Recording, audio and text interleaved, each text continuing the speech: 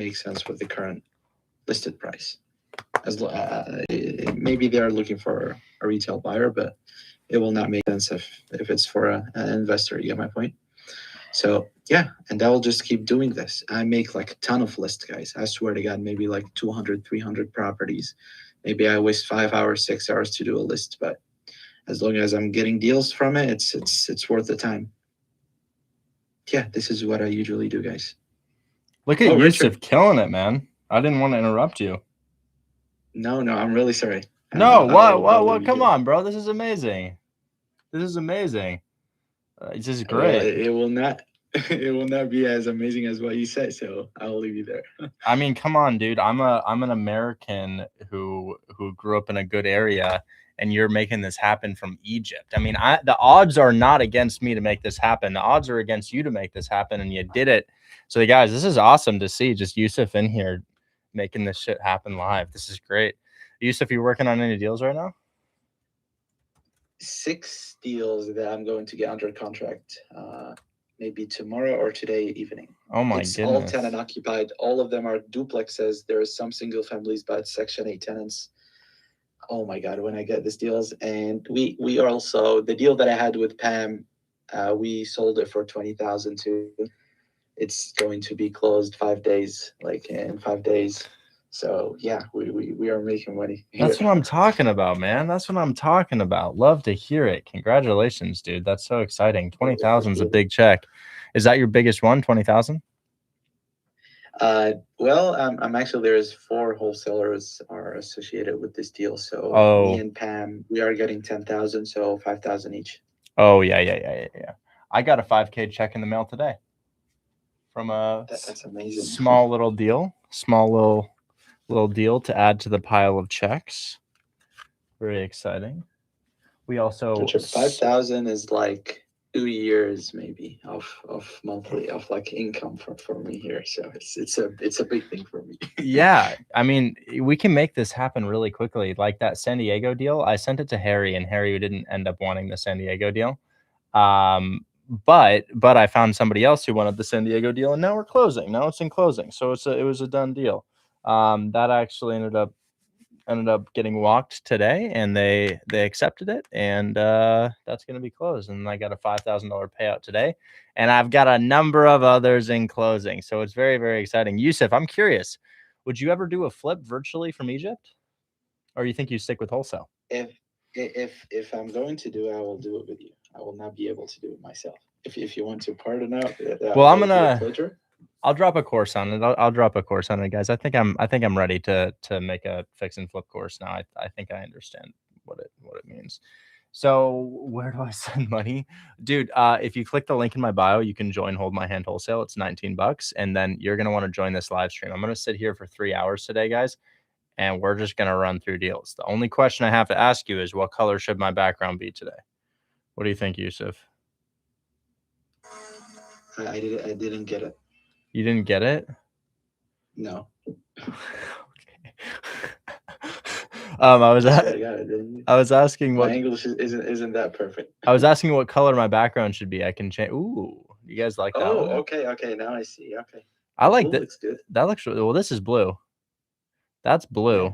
Oh, okay. That's green. This is orange. This is white. This is purple. But I kind of like this one. This is the OG Hold My Hand Wholesale colors, because we're purple and yellow. Hold My Hand Wholesale logo is purple and yellow. By the way, guys, we have launched holdmyhandwholesale.group. Holdmyhandwholesale.group. We actually have this is actually great, guys. So the Discord is not entirely going to be phased out, but a big portion of the Discord will be, because, guys, a lot of people don't know how to navigate Discord. So it's www.holdmyhandwholesale.group, and it is live. So you guys all have an account here, and honestly, maybe we should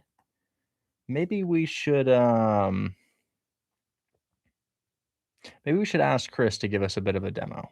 Maybe Chris will come on and talk to us about what this is about, because I know what it's about, but it's going to sound a lot better if he says it.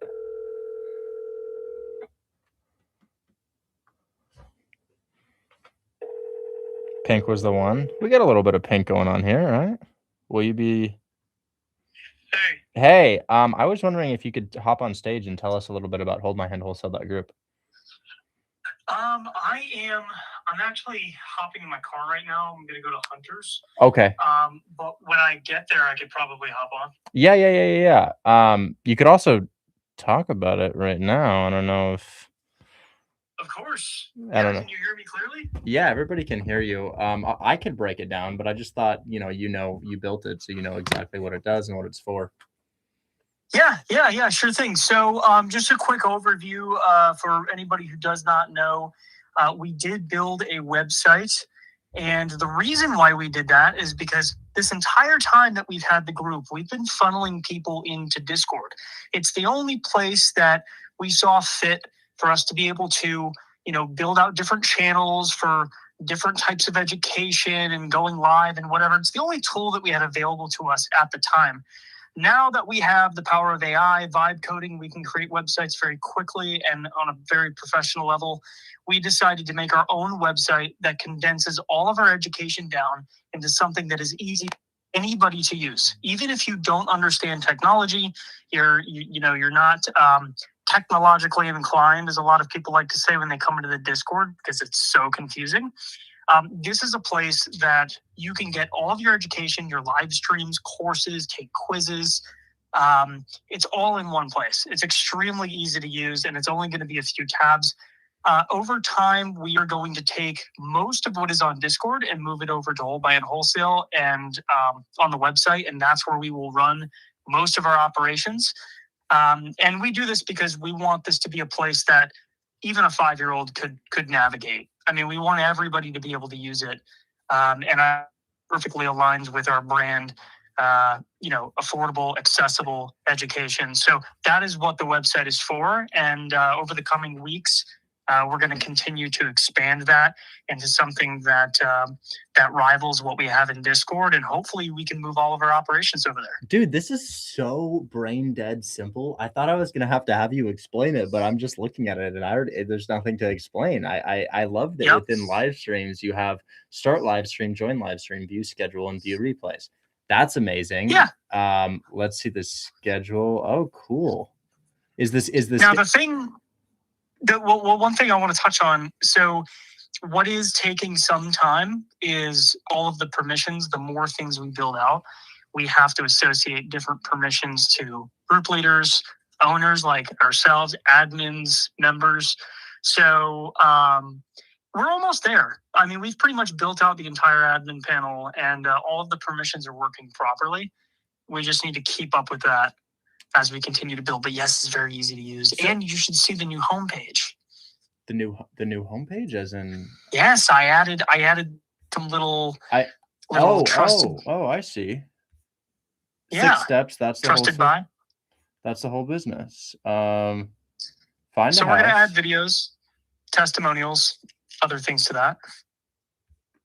Wow, and then you've got all of our little brands.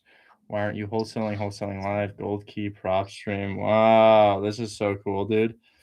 Great job.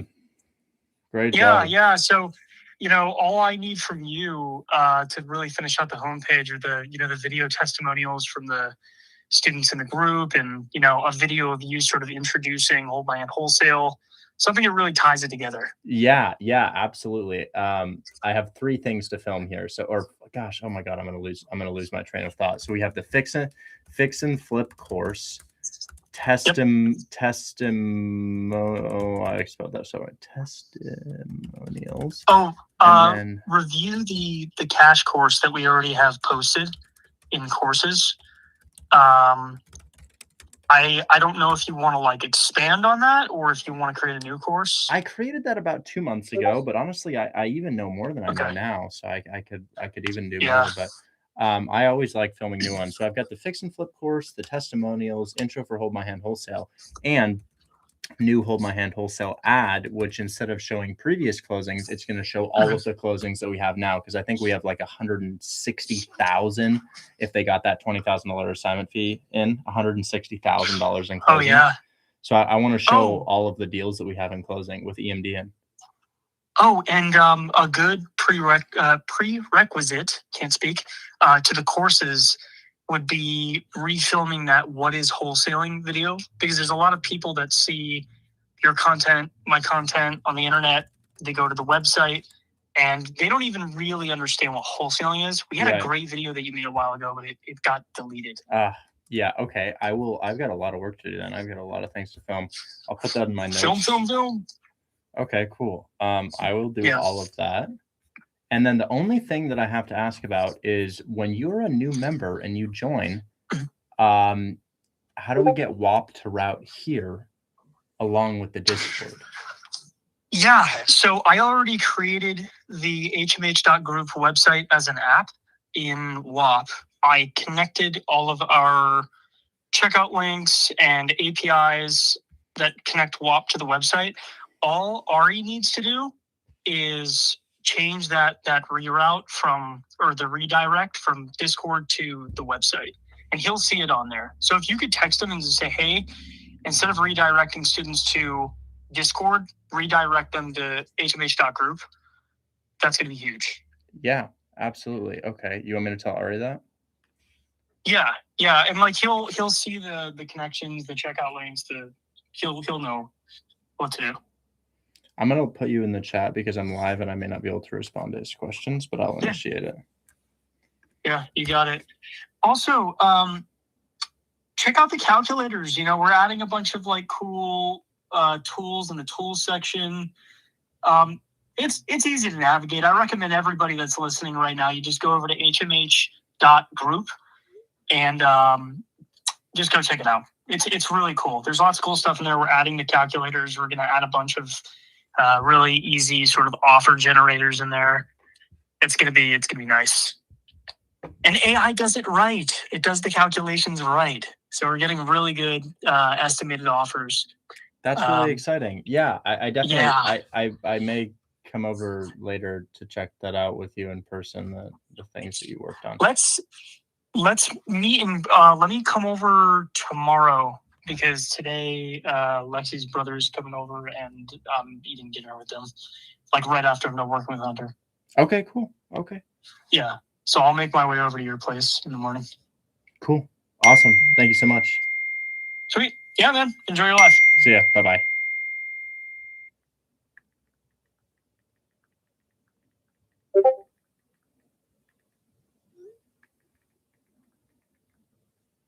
Okay.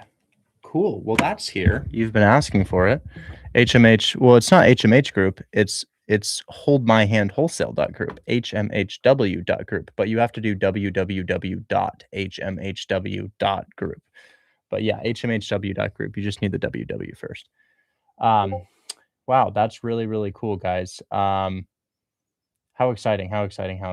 So yeah, that's right. Guys, go join. You all have accounts. I'll let everybody know in the chat. At everyone. Update.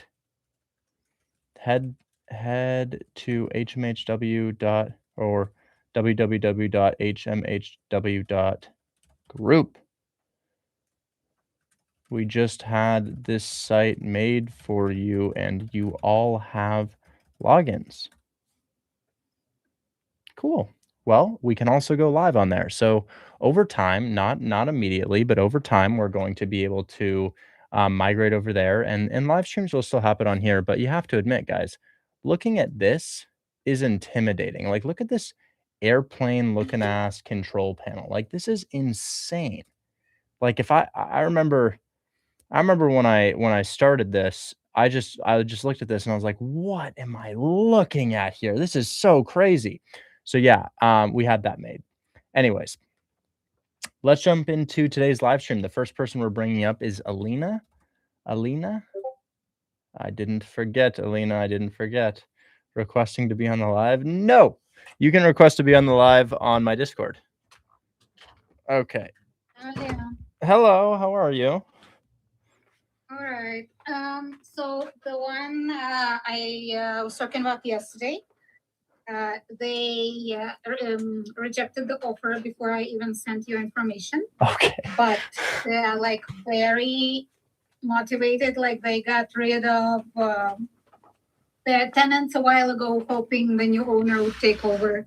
They've been on market forever. Like the agent, even though she was clearly not a fan of mine, she like kept talking. So maybe if you restructure the offer, if you look at the offer, maybe increase the down payment, because I think I was pretty conservative with my calculations. I feel like if you could take a look and see. Okay, cool. Yeah. Guys, are you thinking more calls or questions today? I think I just have a couple calls to do today. Maybe a couple follow-ups here. Okay, so I'm looking at your deal. This is in a good market. I'm familiar with it. Let's go ahead and check this out. Wow, that's a beautiful property. Generally speaking, I don't even offer seller finance on things that are so nicely renovated because, gosh, is this thing being used as an Airbnb? I think it is. No, because the city is full of these. There are so many, and they all sitting on the market forever.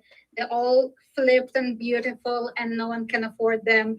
And all the sellers are waiting for cash buyer. Wow, interesting. So this is not an Airbnb because when I see folded up towels in a circle and all of this this isn't staging. This is furniture. I mean, maybe it is staging. Maybe it is, but I don't think it is. Looks like a ton of stuff for activities. It makes me think that this is a short-term rental. It's not a short-term rental? No. Oh, interesting. Okay.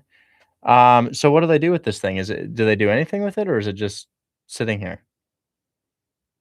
So at the moment it's vacant. Like apparently they got rid of the tenants a while ago, like hoping that they will sell and the new owner will get the new tenants in. But yeah, it's been a while, clearly. Put my phone on do not disturb. This question says, I see the courses, but there are courses within holdmyhandwholesale.group. You just have to click the course tab. I just looked at them a second ago. But maybe it's glitching on your end, or maybe it's the web version. Maybe you're on the phone version. Anyways, what kind of terms could we do for this? I would say the max down payment you could put down on something like this would probably be $80,000. Max. What did you offer them down? I offered 5%. Oh, well, yeah, they're definitely going to say no to that. Hit them with $75,000. Hit them with $75,000, and I would say monthly payments should be about 40% of rent. So, what does each unit rent out for? So the rent is a little all over the place, like in what's available, but like conservative estimate is 17 to 1900. Wow, per nice. unit. Nice. That's really great. So it's going to bring in like $7,200 per month. Let's see. 1,700 times 4 is 6,800. So yeah, maybe about $7,000 per month here. Cool. Awesome. Yeah, I think your taxes and insurance might be kind of crazy. Let's find out. Actually, they're not they're not that bad. Not that bad. Let's go ahead and check PropStream just to double check to see if Zillow's not lying to us. Looks like taxes, they're looking at, oh yeah, no, they're not lying. Cool. So you in 2025 paid $2,700 in taxes, $2,700 in taxes. That's only $225 per month. That's very low taxes. And then your insurance as a quadplex might be a little bit higher. I'm guessing 200. Yeah, about $208. So 208. So your T&I taxes and insurance are 433. You're bringing in 7,000. We're going to take 20% off the 7,000. That's 5,600. And then you subtract your 433, and then you can really pay them anything within this $5,000 figure that we have here. So I'm thinking that we have, I mean, I would try to offer them 2,500, maybe 3,000 max in payments. I think 3,000 would be fine.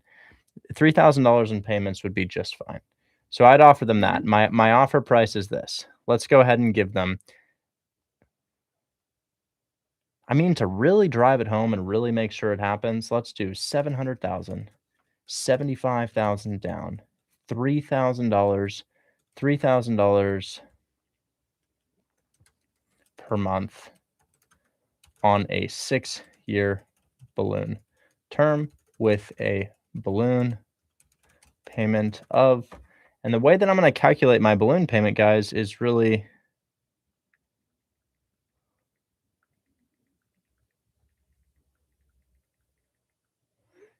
simple. Do 75% of the current, like of the asking, just to be like definitely within. You know, your seller finance offer is really not about the price that you get it at, as long as it's 0% interest. It's No, more. I mean in terms of the balloon and appreciation. And all Oh, I see.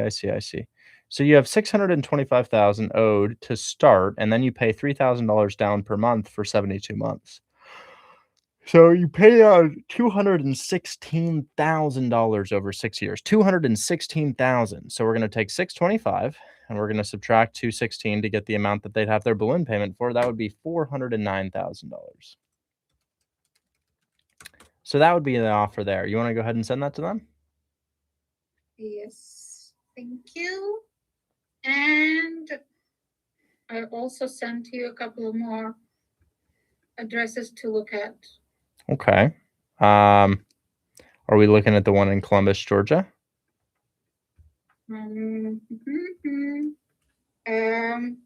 Yeah. So that one I found today, and so apparently it's in a historical district, and someone previous potential buyer, they did an inspection, and apparently the windows replacement would be very expensive because it's a historical building or something like that.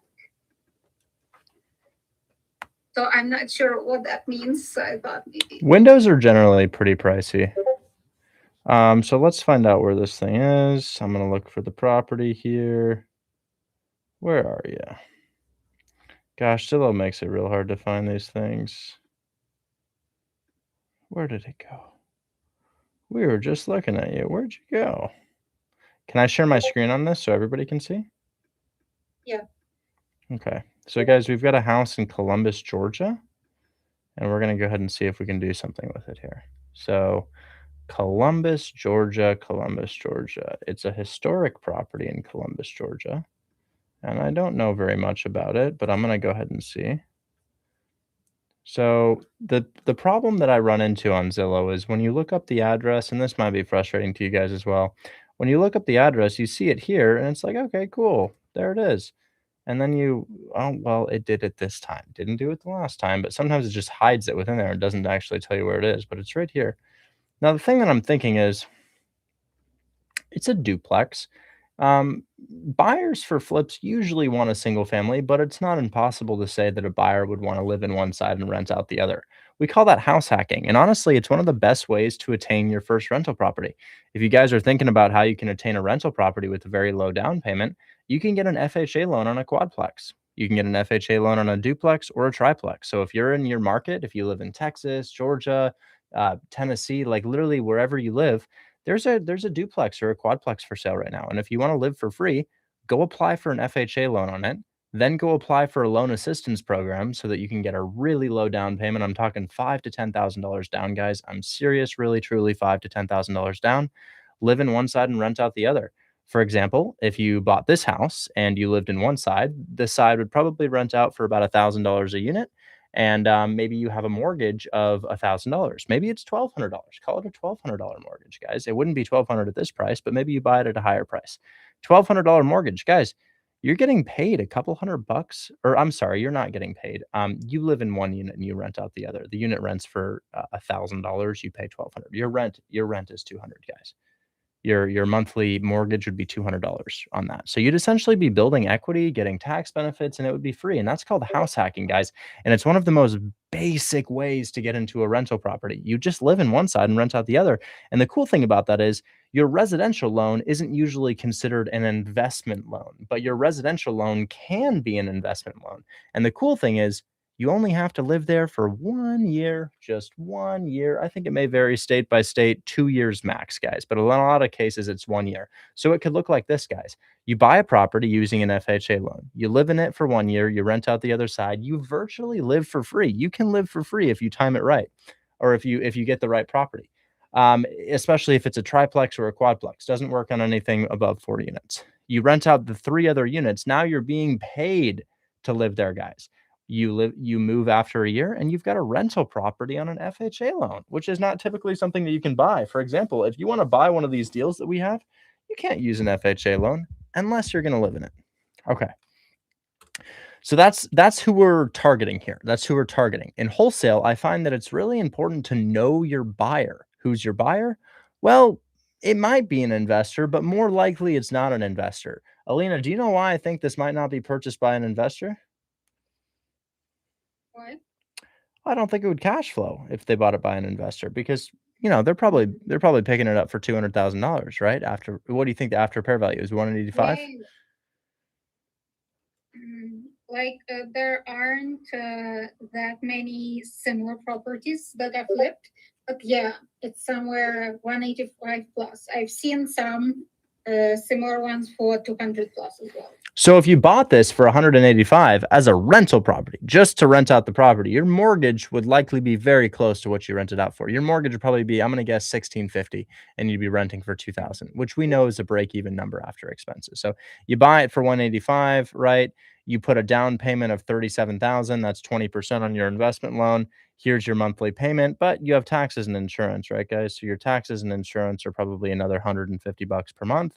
So monthly payment is just about maybe $1,150, and you rent this out for $2,000 per side. So you take your 2,000, you multiply it by 0.8, turns into 1,600, and then you subtract your 1,150.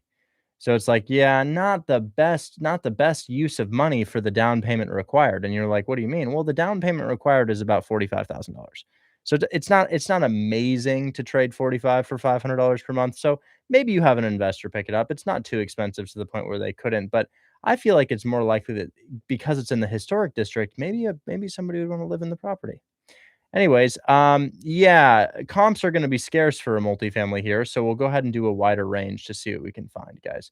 So I'll go all the way over here because I don't think there's going to be many multifamilies that have been renovated. So let's find out. Yeah, okay, not too much. Here's one.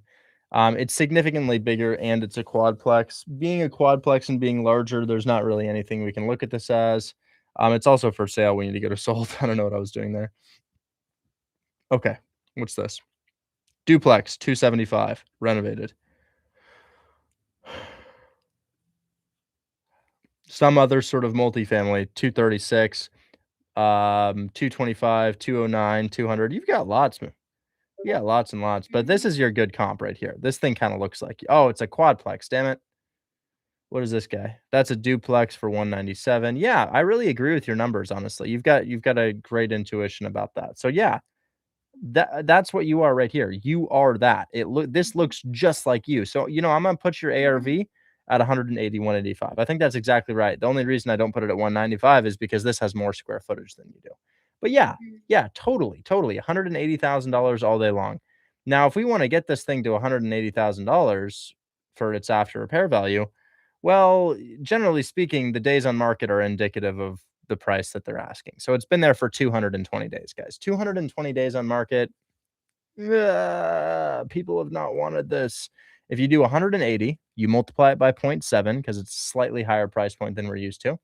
That gives you a 126 figure, and then you subtract your rehab. How much is rehab on something like this? Well, to understand what rehab might be, let's go ahead and look at the other sold duplexes in the area. We looked at a couple duplexes. We want to understand what scale they're being renovated to.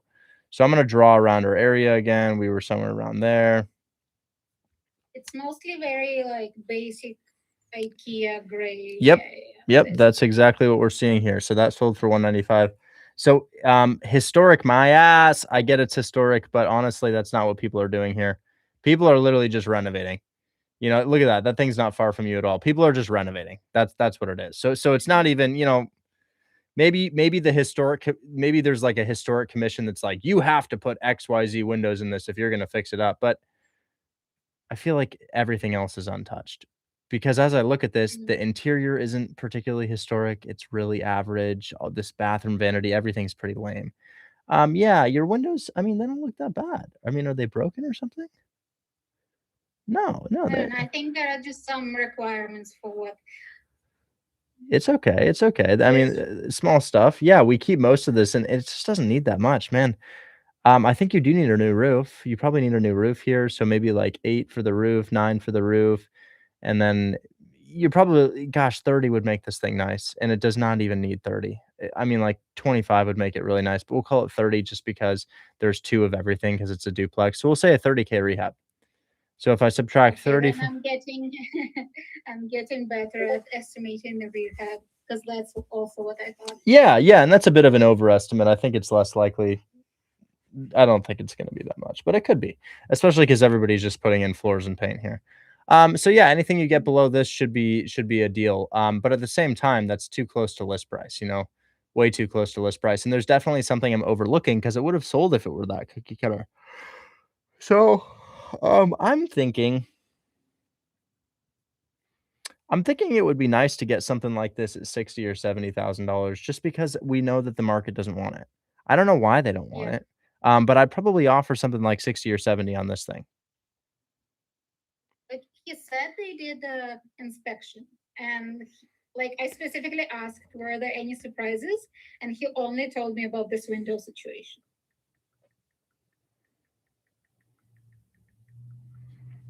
Got it. Yeah, try for 60 or 70. We actually do deals over here. My buddy owns a house over here. So yeah, we had Walt do a deal. Walt and his brother did a deal out here. But yeah, that's I think that's a viable flip if you were to get it at that price. And guys, I don't really care about the crime rate on a flip. I'm not immensely concerned about it. I think that if Also, nothing is going on there. There's like one shooting in the entire town. Oh, good. That's nice to know. It's a military town, so I imagine that wouldn't go so well. Mm, Anyways, is there anything else? You all good? all good, thank you. Absolutely. Yeah, Marquise, let's go ahead and check that out. And Andrew, you got a call from me, man? He might not be here. Daniel, you were next, man. How you doing, Daniel? Hey, how are you, man? I'm doing well. What can I help you with? Good. Yeah, so I have a seller finance deal. It's a 3.3 million. So it's it's the biggest deal that I ever got in my entire life doing this. So I just have questions. I sent you the information through DM. My question is about the state transfer tax. The agent told me to pay them, but I don't know if it's something that I can do Yeah, as yeah. buyer or if the seller does that. I think that should be fine. I think that should be totally fine. Um, The thing is that it's about the cash on cash. It's at 15%. It's because of the taxes and the HOAs are killing the deal. They're too high. So my monthly payment will be $2,100. The down payment I offer is $275,000, which is at 7.6%. I don't know if it's still a good deal. Okay, so we're looking at a $3.3 million deal, 275 down, monthly payments 2,100. Wow, because those taxes are high. And then what does it bring in? Yes, I explained. What do you say it It brings? brings in 21,200. Nice. It's a 12 unit. It's a portfolio of 12 Well, single family that houses. that would be absolutely insane. I will say your monthly payment is very low, but that would be unbelievable. I mean, it's bringing in 21,200 currently. Yes, and it's Wow. fully occupied. Oh It's my a 15% cash on cash return, and the spread is $70,000 assignment fee. dude, yeah. So that would be absolutely insane. What do they think about your offer? Yo, they're willing to do that, man. They just asking to pay her commission. She's going for a 3% since it's off market. But I don't know if I can negotiate this with her with a lower commission. So how much does she want for commission? 3%. What is that? 3%. And I mean, I haven't told her anything. I haven't told her that I'm gonna pay for her commission. So Well, I was waiting till this time, to ask you. yeah. So if I offer to pay her commission, how much would it be? Well, 3% out of 3.3 million. What is that? $100,000? Yeah, 100 and I think it's $108,000. Well, we can't add And we can't add 108K on top of the down payment that we already have. It could come out, but I think we could probably add another $25,000 on top of that. because the problem is, well, one of the problem is that the seller wants more money in his pocket, you know. So I don't know if it's feasible to negotiate the commission with her. Okay. Well, I probably wouldn't want to do more than 350. Maybe not even more than 325. I'd probably keep it at like 330. So maybe 330 is going to be your max down payment. So I'd keep it at $330,000. You've got some other terms they can move around. You could probably lower your balloon by a singular year. Where we are paying closing costs, transfer tax, that sort of stuff. I would say because whenever they try to negotiate a higher down payment, I always play with assignment. You know, I try to lower the assignment, that way I can offer more down payment. I don't know if that's feasible as well. 330 would be my max on this. I'd probably stop at $330,000. This is one that you could also do the equity carry method on. I mean, this is one that you could do Steven's method on because it brings in a crazy amount of cash flow per month. So, you know, this is definitely a great portfolio. I already have a buyer in mind for something like this. Yeah, I would see if you could come up to $330,000 down and let her know that the commission will be coming out of that down payment, but you can come up to 330 and you can pay the transfer tax and the rest of closing costs as well. Good. And then if I offer the higher down payment, what's the balloon payment that I will offer? A lower, or I would love to keep it at 7. 7 is really, really great. I'd love to keep it there. Okay, what should I lower then? Should I lower the assignment? That way we keep the 50% cash on cash return? Or... Yeah. You know, your assignment's going to go down a little bit, but I'm sure we can still assign this thing for like $40,000 plus. You know, it's still a good one. And you have a buyer in mind within JV. I haven't signed anything, but she's open to sign ASAP. Yeah. So if you don't need to increase the down payment, don't. So, you know, stand your ground at your down payment that you have.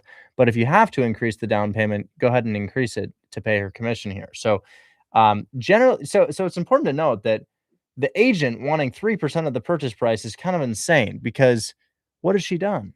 Right? She posted she posted photos on Zillow.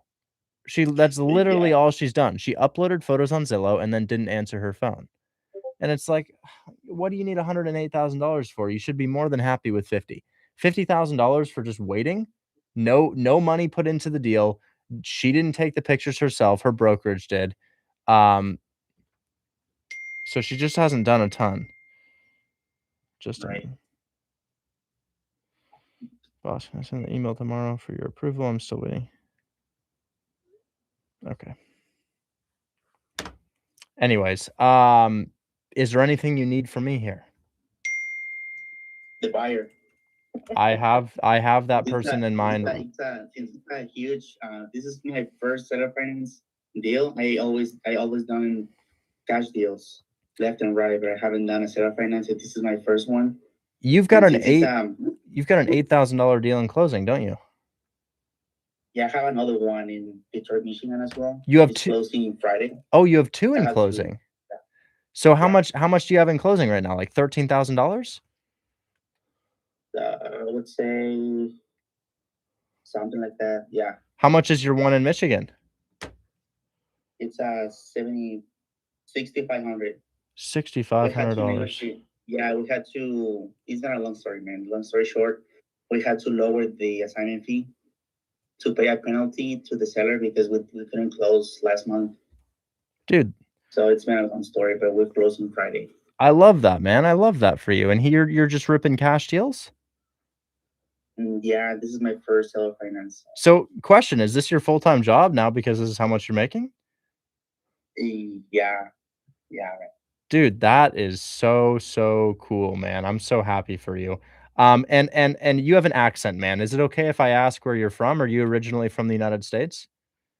Well, I was born and raised in Mexico, and I moved to the States back in 2016, and I've been living here for 8 years. Dude, we love having you here. I don't care what anybody else says. We love having you here, man. That is so awesome. You have achieved the American dream. That's what the American dream is. It's no longer getting a job and going to college and rising through the ranks. It's finding something on the internet that actually works for you, making money, sending it back to your family, and providing a better life for them. That's how inspiring, guys. And you wanna hear 13,000? something funny, man, about it? Go ahead. I didn't finish high school. Dude, that's what I'm talking So, about. That's what I'm talking yeah. about. You don't I mean, obviously it's great to have a better understanding of the world around you, but you don't need that to Right. make money. You know, this is just so cool. And how old are you, man? 24. About to turn 25.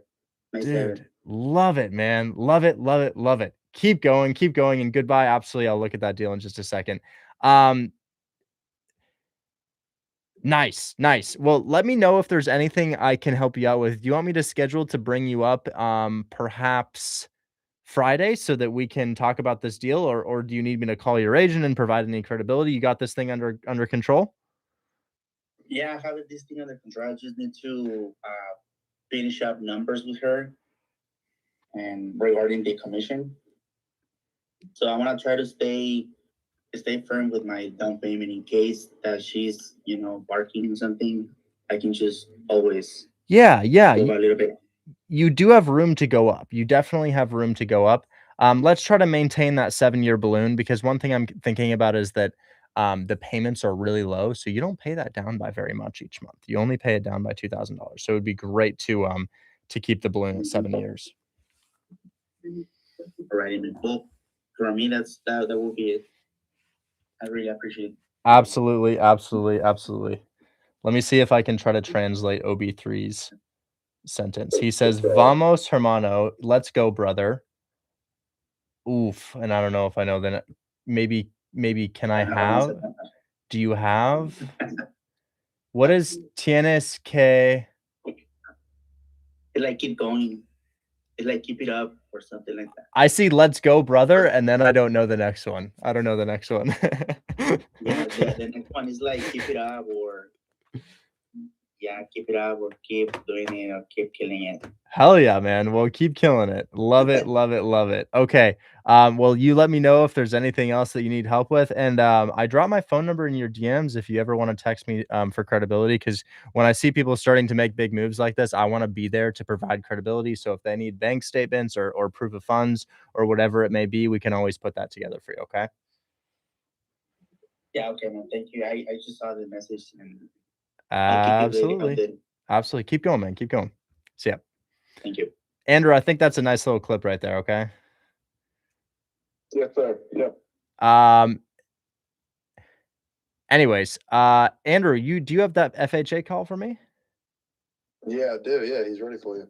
Okay, dude. And I just want to let you know, Andrew, keep responding to these, because there was one that I got submitted from social media. I don't know if he submitted it to the portal, but it's a condo. I got this thing sold for $3,000 today, man. And yeah, and honestly, we can go 50-50 on all these deals. We can do 50-50 on all of these deals. So yeah, just keep them coming. Absolutely, man. Yeah. This one, I don't know if you'll like it. It's a brand new low equity home in Atlanta, but it's not. Atlanta's the shit, bro. Everybody loves Atlanta. Yeah. So I'm telling you the address right now.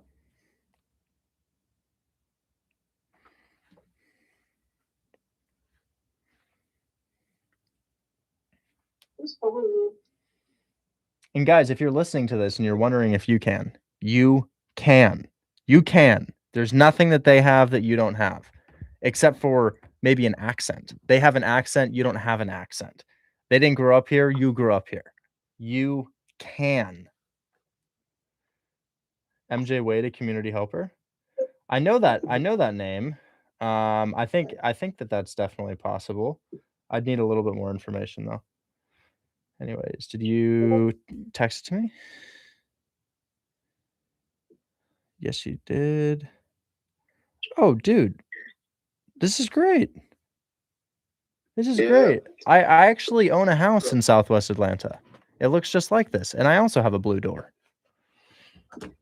Yeah, so it's very low equity. He's already said that he plans on losing some money on the deal because he's a realtor right now, so he already is aware that he's going to lose money. So I think if you offered him for him to pay closing costs and take it over, I think he'd be down for that. He knows you, so he's kind of aware of these deals. He just needs you to reiterate what the trust would look like. Hold up really quickly. I'm actually this is kind of crazy because I have a house here and I owe 185 and it's literally his neighbor's house and I see he's asking over 300. Dude, do I have $100,000 in equity in my Atlanta house? Hold up. You might. You've had that one for a minute. Yeah, I've had that for a couple years. That was like one of the first houses you bought, I remember. Yeah, it's like one of the first 3 or something like that. I wonder how close it is. Let's find out how close it is because I'll use that to build a rapport. I'll be like, yo, I literally own your neighbor's house. Let me buy this too. Hawkins headquarters? What? Guys, was Stranger Things based in the Southwest Atlanta, like one of those neighborhoods in Georgia? Where did Hawkins, Indiana, but where was it filmed, right? Where was it actually filmed? I think there's something to do with Southwest Atlanta and Stranger Things. Let me find out if that's the case. Georgia?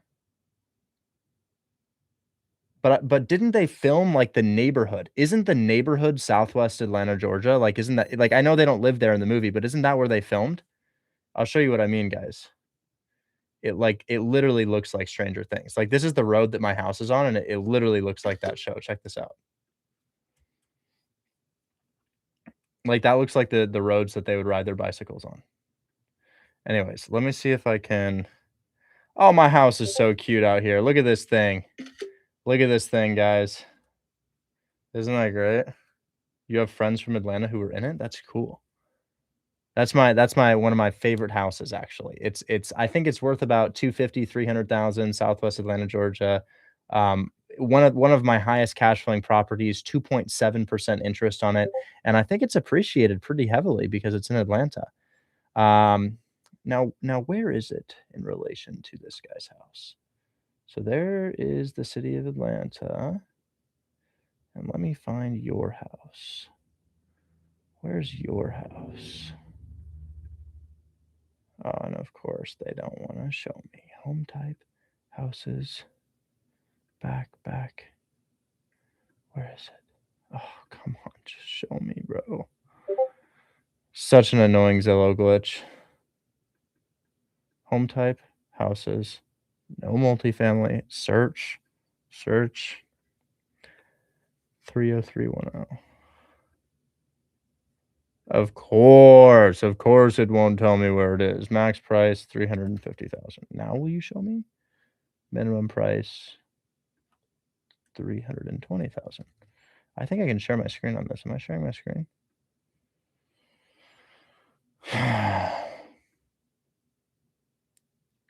There it is.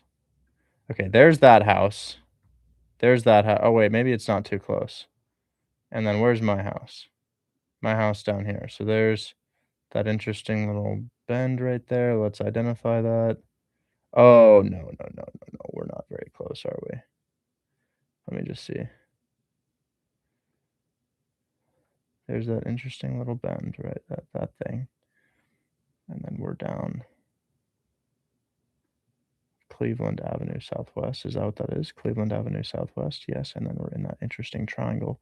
So I own a house right here. And what is it going to sell for? I'm just curious. This made me think about my equity. 380. Oh, it's not that good actually. I probably have like 50,000 in equity in it. It's still pretty low equity, guys. It's not actually that. It's not all that. So yeah, these things are selling for like 225. I probably owe like 175 or something on it. So not really. All right. I thought it was closer because that's Southwest Atlanta, but actually it's way up there. All right, we'll give him a call.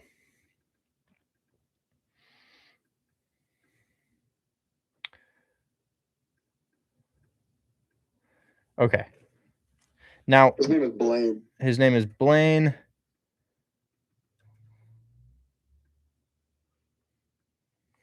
He owes $327. He's got an asking price of $349. It's been 2 months.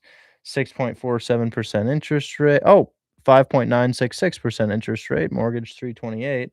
Wow, PropStream is accurate as hell, guys. He's telling us he owes $328. They say he owes $327,785. So that's great. That's really awesome. All right, Mr. Blaine, let's have a conversation. Last time I did this, I made $3,000. Maybe I can make a little bit more. Maybe 4,000.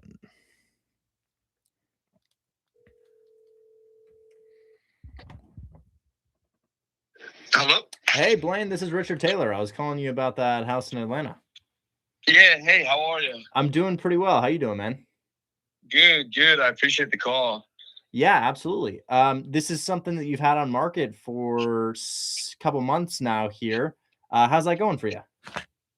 Not great. That's part of the reason I'm reaching out. But yeah, we've getting some showings. We just haven't got any offers yet. Interesting. You know, I before I called you, I realized that I owned a house not too far away from you in Southwest Atlanta as well. It's the exact same situation here. So I'm sure we could figure something out, but I'm kind of confused why you haven't been getting any offers. I mean, this thing looks stunning. This is definitely better condition than my property. Is there something about the location that's just not right here? I think we might have just been priced a little too high. Honestly, that's what led us to a price drop. This is kind of like talking about realtor. You know, we haven't really gotten any complaints about the roof, I guess, or I mean the house. You know, I guess the road's a little bit busier there. It's on like a double yellow. Oh yeah. But that's really kind of like the main concern that anyone has stated. But that is like few and far between. Most people just, I don't know. We don't get a lot of feedback, honestly, which is kind of frustrating too. It's like, that's based off like 2 or 3 different feedbacks from showing. So it's not even that like we're getting a grand amount of feedback on it. Got it. Now I'm kind of curious because you're listed at 335, but you were telling us that you owe 328. How's your realtor getting compensated? Are you coming out of pocket just to sell this thing? Yeah, pretty much. Oh man. Okay. Yeah. Well, let's see if we can mitigate that scenario. So how much are you paying to out of pocket just to sell this thing? Like, are you stroking like a 5 or 10K check? Pretty much. I think we did the math. That's 6%, you know, assuming there was another realtor involved. So obviously it'd be a little bit less, but it's about $1,000 every $1,000 under 350. So at 325, it's like, actually at 325, yeah, it's about 25,000 at 6%. So at 35, it's, you know, 15,000.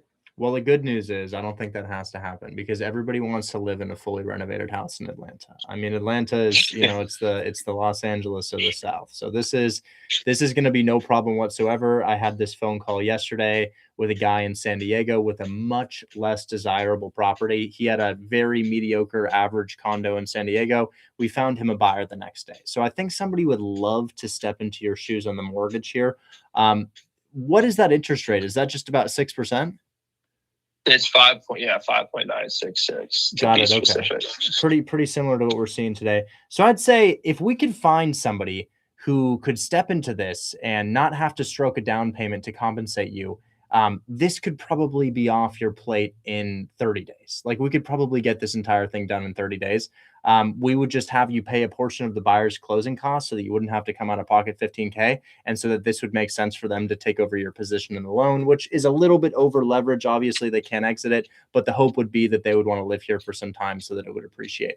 But I definitely think that it could probably be like 3K out of your pocket instead of 15 out of your pocket. And somebody could take over this debt here. And then what we could do is get it off your books and hopefully qualify you for a new loan. Yeah, that would be great to get it off of my books. So I guess what you would plan on doing is connect me to a buyer and essentially assume my loan, and then I pay a little bit of those costs. Thing is, these guys don't really want to assume a loan. You know, I can't really get somebody to assume a loan, especially if that loan is a little bit over leveraged and they can't really exit it. But what I can Right. do is I can have somebody take over the payments. So typically what we do is we're able to get it off your books such that you can qualify for a new loan. And whether if it's an FHA or a VA loan, there'll be no problem with you getting a new loan. But as far as having them jump through all the hoops of assumption, it is a little bit of a challenge. So what we do and what I talk about on social media is we say, hey, let's put the yeah. property into a trust and let's have somebody take over your payments. We're going to qualify that person, make sure that they have a good credit score, make sure they've never been through bankruptcy before, but we'll structure it such that they're just going to take over those payments indefinitely so that it's no longer bogging down your credit score. So then I guess my follow-up question, which would probably be my biggest concern, is there a way to release me from liability on the loan? There So, like, unfortunately what is happens? not. Unfortunately, there's Okay. not. That's going to be the downside here. What I do, because I just sold my house in San Antonio like this. I had a house in San Antonio. Somebody really liked my interest rate, and they knew that if they assumed my loan, that the rate would probably go up. What I do is I say, hey, I'm going to give you a 2-month period of time where if you mess up and you don't make payments, I'm going to take the house back, and I'm going to make you sign a document that forfeits your right to foreclosure. So I sold my house in San Antonio like this last month. I put it into a trust and I had somebody take over payments for me, and it's no longer bogging down my credit score, but I don't exactly trust that person is going to forever make their payments. So I made them sign a document called a deed in lieu of foreclosure that states, if you don't pay this for 2 months, I'm taking the house back. You know, and I get to sell it again, and you're no longer the owner of the property. And it's not through a foreclosure, and it's not like they have to agree to this at a later point in time. It's more so that the beneficiary of the trust, the closing attorney who closed it for us, he'll just give me back the entire trust if they miss payments, and they've already agreed to that beforehand. So I would kind of structure this such that we let somebody take over your payments, assuming that they're bankable enough to do so and have a good enough credit score. But if they mess up, I mean, man, you win the lottery. Imagine where Atlanta's going to be in 5 years. Imagine where it'll be in 10 years. This thing is going to be worth $500,000, $600,000. They slip up, they miss 2 payments. You know, your credit score goes down by 40 points, but you win the lottery and you walk away with hundreds of thousands of dollars in cash. Okay. Yeah, I understand what you're saying. Yeah, that would, be something I definitely would need to think about. But, yeah, so I guess just to understand what the next coming steps was, how would this process potentially play out in the next couple, let's say 30 days, like you said. So I have a 7-day period of time to try to find my buyer. So I'm gonna take 7 days. It's all hypothetical until we agree to something, and it's all hypothetical until we find a buyer. But essentially, I'm going to take a 7-day period of time where I'm going to market your property on my social media. I'm going to push it out to all of my existing buyers, and I'm going to see if I can just get somebody to step into your loan. You're going to pay half the closing costs. They're going to pay half the closing costs. That'll probably cost you about $3,000. And that person would be interested in doing this because they could probably get into your house for like $5,000 down if you pay half their closing costs. But yeah, I'd take a 7-day period of time to see if I could find somebody, at which point you decide whether or not you wanted to proceed with this.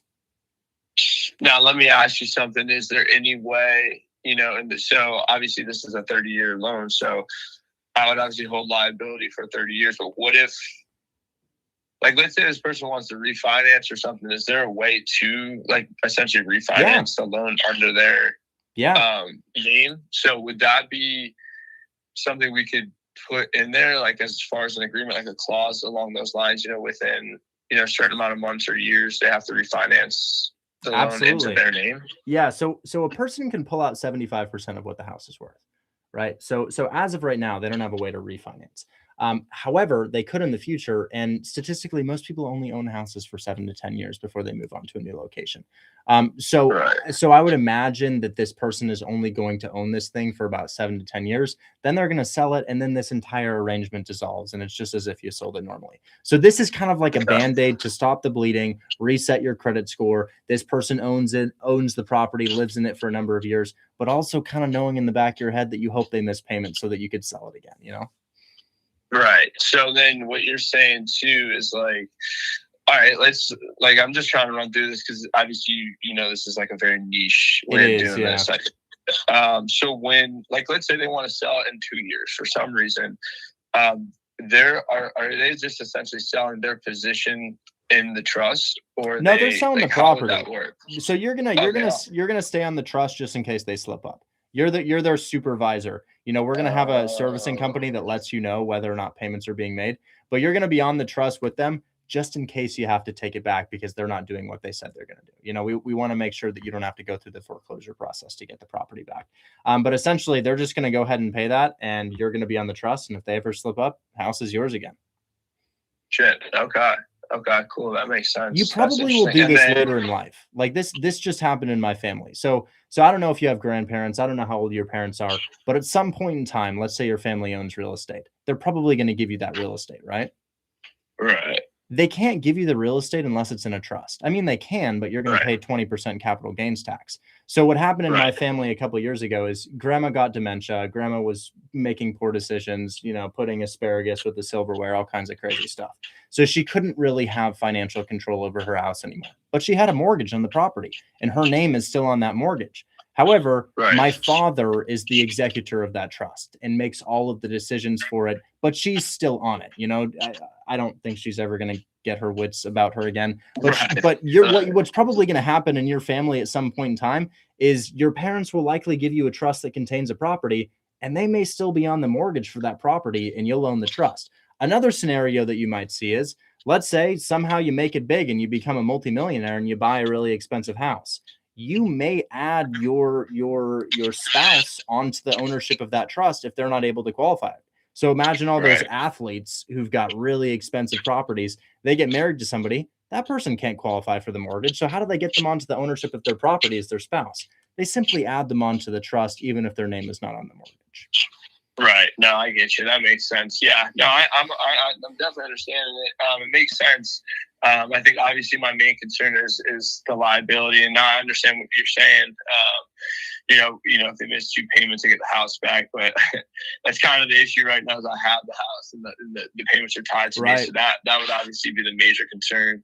Because, like I said, I moved down to Florida. We're doubling up right now, so it's been less than ideal. So that's my big concern is, and if there's a way for me to somehow quickly release liability, that'd be great. But the only thing I could offer is make it a 2-month period of time until you get, or we could do even 45 days. We could essentially put a very sharp stick beneath the person such that you get it back in 45 days if you miss payments.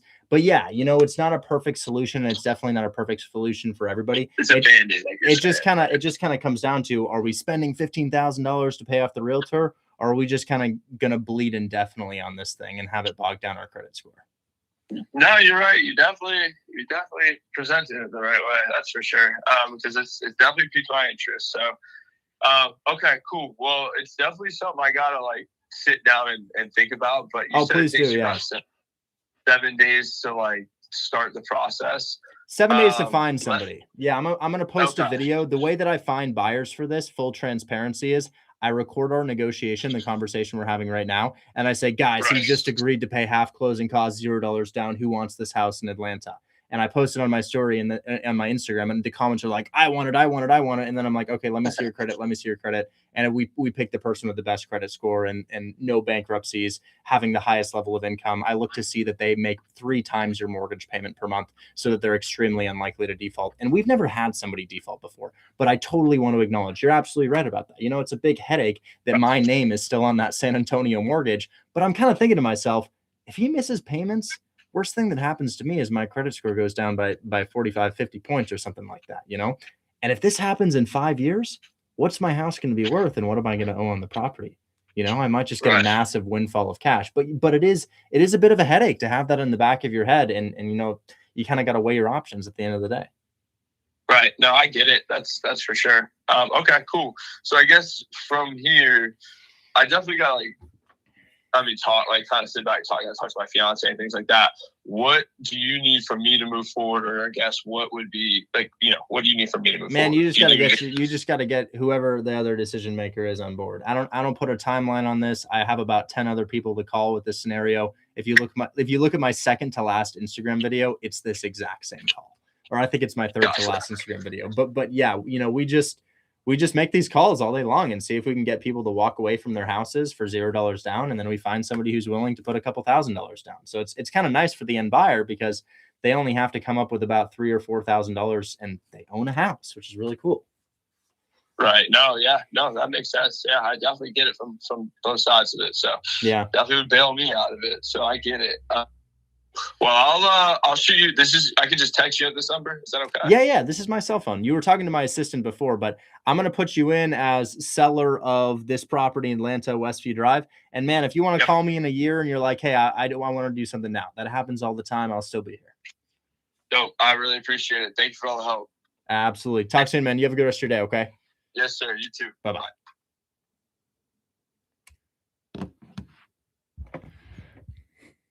So that's something right there, Andrew. And Andrew, yeah, come on. That thing is selling. Sub 6% interest rate. You catch that I had him pay half closing costs? Andrew dips. Okay. Well, that's definitely a good one, guys. 4 beds, 2 baths, in Atlanta, Georgia. And you guys would be entering this deal for like, I mean, I'd sell my position here for probably $5,000 because it's a bit of a nicer thing than the condo. He's paying $3,000 towards closing costs, which means that you're looking at about $8K to buy a house in Atlanta. $8K to buy a $300,000 house in Atlanta. Crazy. I find that there's a lot of anchoring and positioning involved. So you notice the first thing that we talked about was, oh, how is it going if you sell your house with your realtor? How is it going to go if you sell your house with your realtor? And well, we talked about that, and I'm like, well, the house is beautiful, stroking his ego. It is beautiful. It's just such a nice house. But how much are you going to lose if you sell your house with the realtor? Oh, $15,000. And you know what? That's at his asking price. If he gets a reasonable offer at 320, even below that, which is a reasonable offer after this much time on market, he's losing like $45,000, guys. Maybe $40,000, $30,000. So, it's rough out there, and this is somebody who is going to weigh that option, and it's not a perfect solution. I'm not here to say that this is the perfect solution, but it's something that I do with my own properties. My own house, 15011 Masquette Avenue.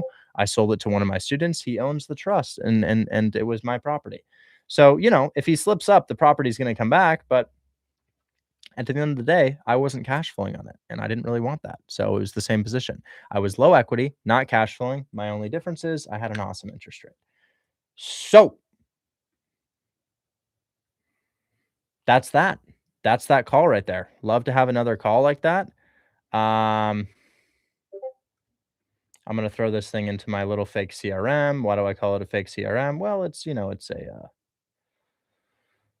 it is. It's a Google Drive sheet or something.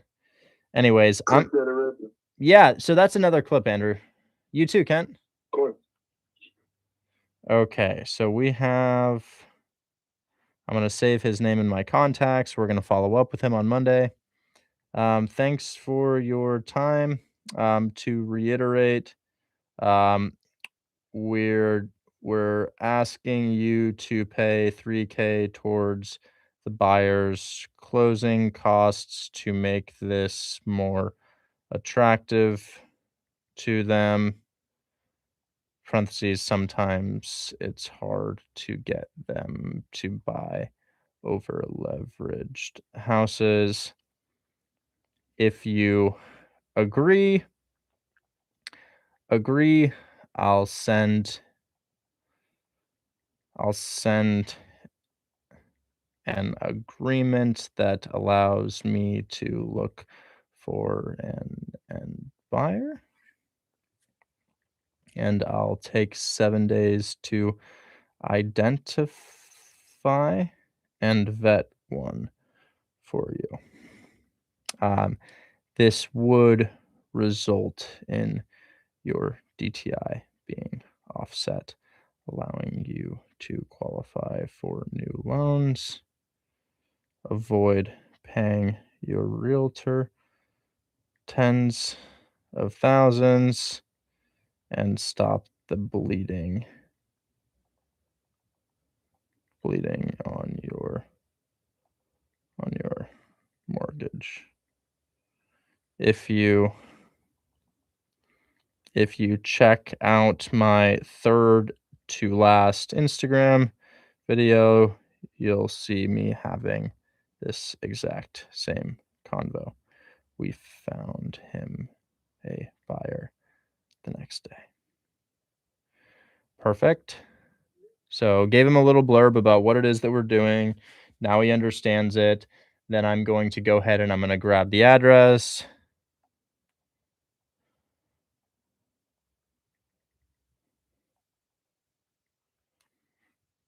Save him there, and then when should I follow up? Question mark. Just leave that there. Okay. Okay. Let's get back to a couple questions, guys. Quick bathroom break. I'll be right back. Yeah, give me like 30 seconds. I'll be right back. Bring him in, Chief. Wait, who is that? She got back to me, Rich. Oh, cool. She wants to represent the buyer side and pay her commission. Her teammate will represent the seller and take care of him. Cool. Daniel, what down payment does that mean we can have? Respond in the chat. I'll be right back.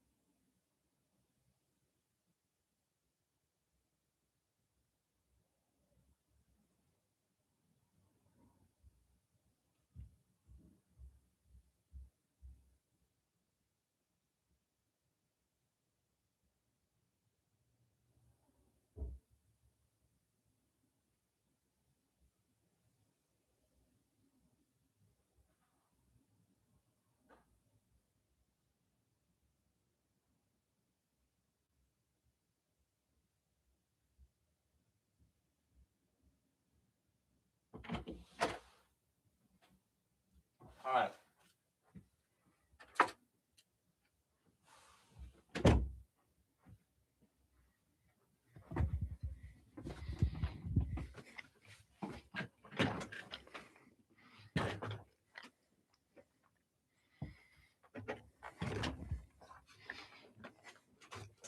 Reformed, it's I can't answer that question in a single sentence. It's something that requires repetition.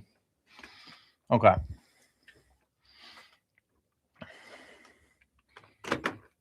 So, Marquise, let's see that contract, man.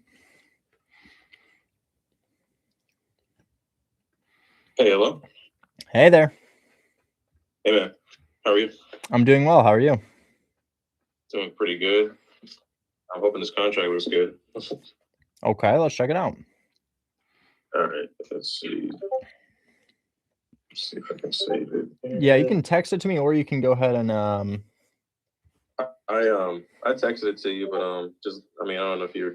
I got a bunch of texts and stuff. I don't know if you are able to go back and see it. I can find it, man. No worries. Okay.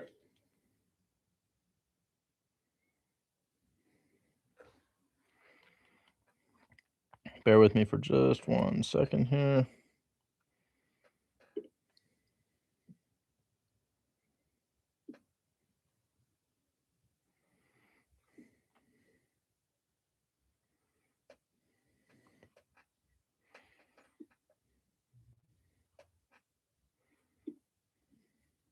I'm gonna text this to me. Kind of hard to say. Well, actually, I Did I can... text it to you? No, I get it. I get it. Okay. Oh, yeah. What's wrong with this? This is great. Are the terms right? Yeah, the terms of the numbers look right. 115, 0% interest, 15K down, 6 years with a balloon payment. And it's seller finance. Done. Deal. It's not a big one, but it's something. What is the rent on here? 1,400. 1,400. Deal. Absolute deal. No questions. I have a buyer for this right now. Should I call him and let it? Well, no. I don't want to tell him what's happening before it happens. I hate it when that happens. Let me sign it then. Hold on. Or did you want to sign it? Because I already have it here ready. I was gonna sign it, but I won't stop you from doing so. I think Fadi wants me to sign it, but if you think he's gonna be okay with that, that's totally fine with me. Okay. Yeah, man. How about you sign it? And I mean, if it's up to you, but I just figure, what if Fadi already kind of said that, you know, he was expecting you to sign it, and I'll go ahead and just to keep things simple. I'm calling him right now. Okay. Hey, Richard. Hey, that contract's just fine. I'll go ahead and add my signature to that now. Do you think the seller will sign? Yes. Okay. I do. I'm signing it now. Just a moment. Awesome. Yeah, I tried to include everything you guys wanted and then make it so that you guys keep the title. So it's a seller's financing. Honestly, I hadn't dealt with anything other than a land contract up until today. So Perfect. I did the research on it. We're going to go ahead and get that signed right now. Thanks so much. Thanks. Bye-bye. Oh my God. How many weeks did that take of just the agent saying, well, I'm not sure if it's really a deal. I don't know if we could do that. I don't know. Back and forth and back and forth. God, he could have just done this the whole time. Oh my God, finally. No, way too long. How'd you get him to like? What'd you say to him to get him to like turn like? He's just like he did a complete 180. Like, what'd you say? I made him Google deed in lieu of foreclosure while he was on the phone with me. Really? He called me in bed this morning. I was like, hello? And he's like, hi, Richard, I'm calling you about the contract. I just saw your text. And I was like, okay, man, how about this? Let's Google deed in lieu of foreclosure while we're still on the phone. Is this legal in Michigan? He does. And he's like, oh, okay. And then he sent the right contract. Finally, after 3 weeks of the seller agreeing and the agent just stopping shit. Oh my God. Let's go. Okay.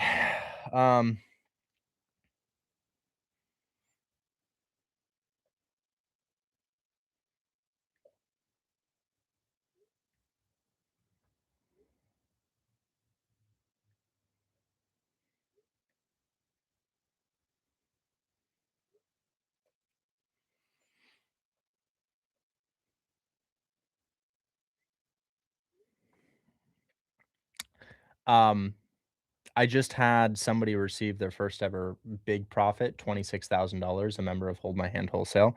I just got a text message from them. It says, I don't know how to act right now. This is such a weird feeling because they don't know. They've never seen money like this before, but it's just insane. So I'm just texting them back. But anyways, yeah, man, this is great. I'm thinking that we're looking at, I'll be real, probably only 6K. That down payment's pretty high, but still, we'll make it happen.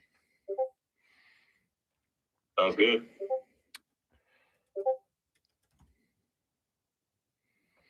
Guys, the money's in the follow-up. It's just so heavily in the follow-up. Like we had to, the initial call was not how we won this. It's just like call after call after call after call after call after call after call. Oh.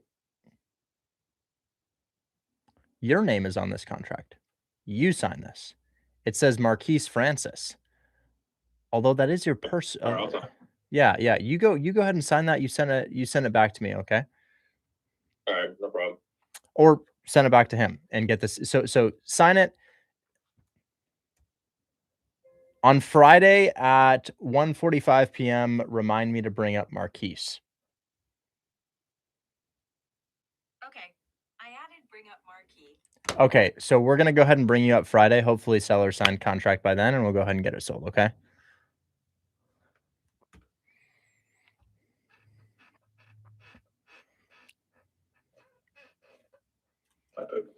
Sorry, I had my volume off. What did you say? No, I was gonna go ahead and get it signed on the MacBook because I got the tools thing, so I'll just Yeah.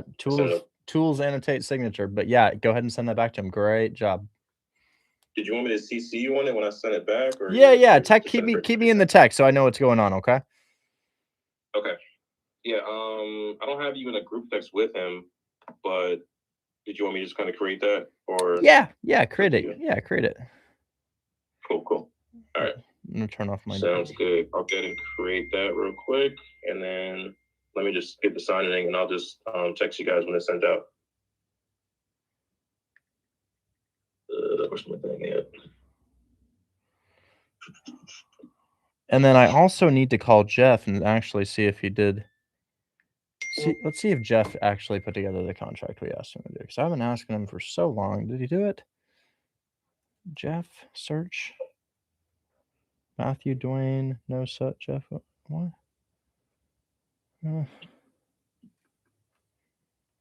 So one last question I have for you. Are you still there? Yeah, I am. Yeah. At the end, at the section 7, it says no assignment addendum. That's for like after it's purchased, right? At the bottom of this, says section 7, no assignment addendum. Hopefully that's not going to stop anything from happening because I'm trying to assign it, but that will. That will. That will. Okay. I have an idea.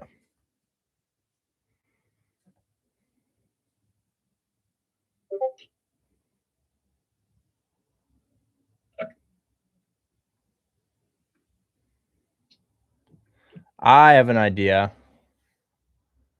What if you take the document and you delete section 7 and you tell the agent that you're going to add this to your contract, add his contract to your contract, or actually he's kind of slow. I could just smooth this over.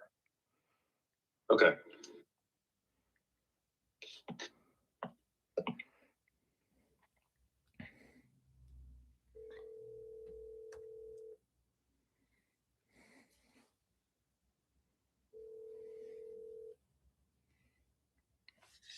Hey, Richard. Hey, we're about to get this signed. Marquise is actually going to sign it because he's my acquisitions manager. He's getting paid for finding this for me. He doesn't have the ability to assign it to me after he signs. There's a no assignment addendum. So we can go ahead and get this signed, but he's assigning it to me so that we can get it closed. That's fine, yeah. And my seller knows, he just doesn't want it assigned a bunch of times afterwards. Of course, of course. It'll be someone else. Of course. Would you just go ahead and remove that and then we can get it signed? Remove what? The no assignment addendum so that he can sign it and then assign it to me. So I'll have my, go ahead, just do the assignment and I'll have my seller sign that for you as well so that it's legit. Okay. You know what I mean? Okay. Yeah, no problem. Yeah, he'll approve it for you. Okay, so you're saying that the no how does that work? Because the contract that we're signing has a non-assignment addendum, so it can't be assigned. Without approval, isn't that what it says? I thought I made it say without approval of the land of the owner. Oh, it just says no assignment addendum. I prefer that because a lot of the time I haven't created my LLC for the purchase yet. So whenever I buy a house, I create the LLC and the LLC ends up being the one that we assign it to. So I'm going to create an LLC for this property specifically as I do for all of my properties.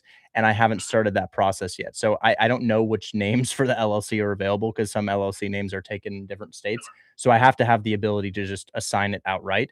But you can write in there that there's only to be one assignment. So there's not multiple assignments, but I do need it to be assignable. Okay. So still leave it to Marquise and just make it assignable once. Yes. Okay. I'll take it back. Well, I'll just rewrite it and send it out to him again. Thank you so much. I appreciate it. You're welcome. So listen, I did look into, what were you telling me? A deed in lieu of foreclosure. I saw your message from a couple of days ago. It's still telling me, like when I look it up, it's telling me that a deed in lieu of foreclosure in Michigan is illegal. Can you FaceTime me? Yeah. Check this out. Oh, yeah, I guess you don't have FaceTime on this. No. While you're still on the phone, I'm just gonna send you this picture. Mm-hmm. So I got the one that you sent me before. You sent me a screenshot of you had Googled it, but there's something that's wrong with it. And I want to use a deed in lieu of foreclosure. That's extra protection. I got it. That's extra protection for my buyer. But something was telling me today when I looked it up on Google that it nullifies everything. Well, that nullifies our ability to have a foreclosure proceeding. So a deed in lieu of foreclosure nullifies it's a document that I'm signing saying that we are bypassing a foreclosure If we miss payments, your client gets the property back. So all it says here is that if we miss payments, we forego our right to foreclosure. And you can even write that into the contract. You can write buyer forgoes right to foreclosure and is to return property to seller upon 2 months of missed payments. So that's part of the law in Michigan is there has to be the buyer has to be able to remedy the not forfeiture, but the whatever it's called, the fuck up. That's what it said earlier. I don't know. That's why. Well, go ahead and write that in. Go ahead and write that into the contract. Just write buyer agrees, and I'll sign it. I'll initial next to it. Buyer agrees to forfeit right to foreclosure, and upon 2 months of missed payments, the property is to go back to the original seller. Okay. And then if you just make that assignment change, we'll go ahead and get it done. Sounds good. Okay. Thanks so much. Talk soon. Bye-bye. All right. Bye-bye. Oh my God. I'm sorry.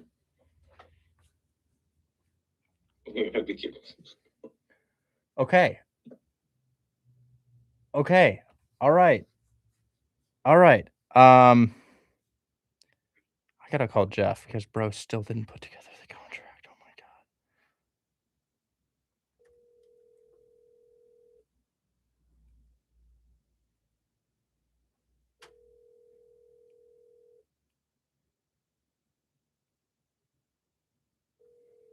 Andrew, let's clip that.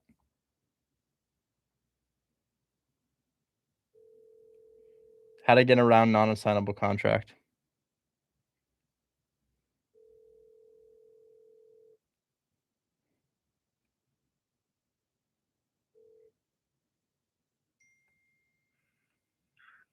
Thanks for calling.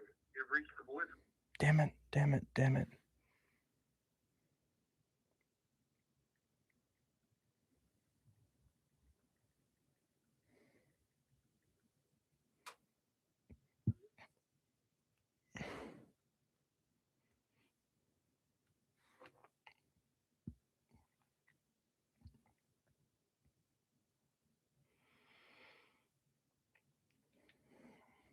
Next Friday, remind me to call 1181 Westview Drive.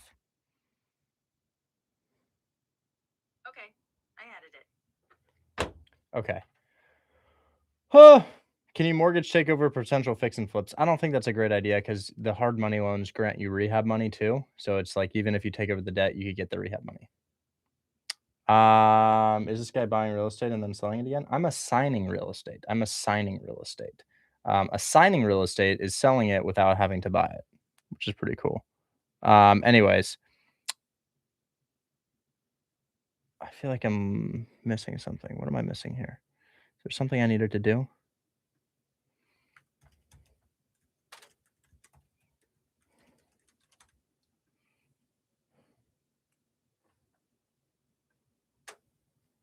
Oh, I think my contractor went to that property. I got to ask him if he went to the property. Chris.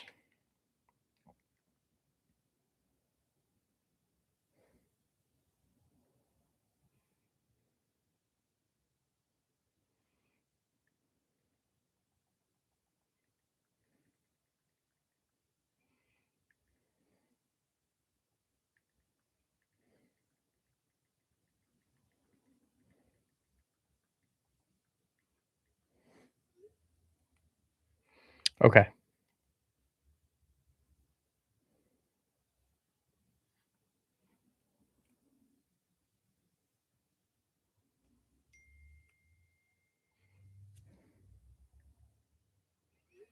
He did see the triplex. I'm going to call him and ask what he thinks about it. What's up, Richard? Hey, man. How you doing? I'm doing all right. What'd you think about that? Is it a good one or not? No go. It was, I texted Taurus. It's up in our mess. I didn't text you a lot today. That's probably why you ain't see it. Water damage, mold, old boiler system, and need a roof. So with that 3 unit, you would have to run probably 3 furnaces or 3 different ductwork. Most investors don't want to buy a house with a boiler system in there for safety reasons. Oh, I didn't know that. Okay. Easy pass. Thanks so much for letting me know. Yeah. All right. Talk soon. All right. Bye-bye. Okay. Well, I didn't know that. You guys want to see what was a no-go for us? That was the triplex. That's interesting. So I didn't think that would be a problem, but that's why you got to have a good contractor. So what was that triplex? That was, I'll share my screen on it. Boiler. They're talking about a boiler. There was a triplex that we were going to look at here. It was...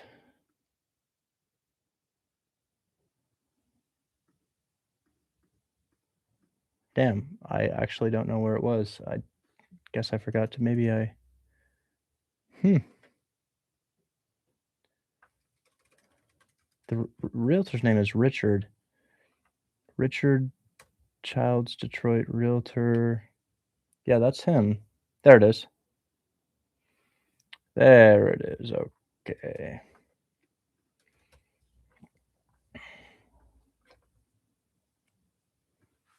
Then I'm going to go get my people paid for this.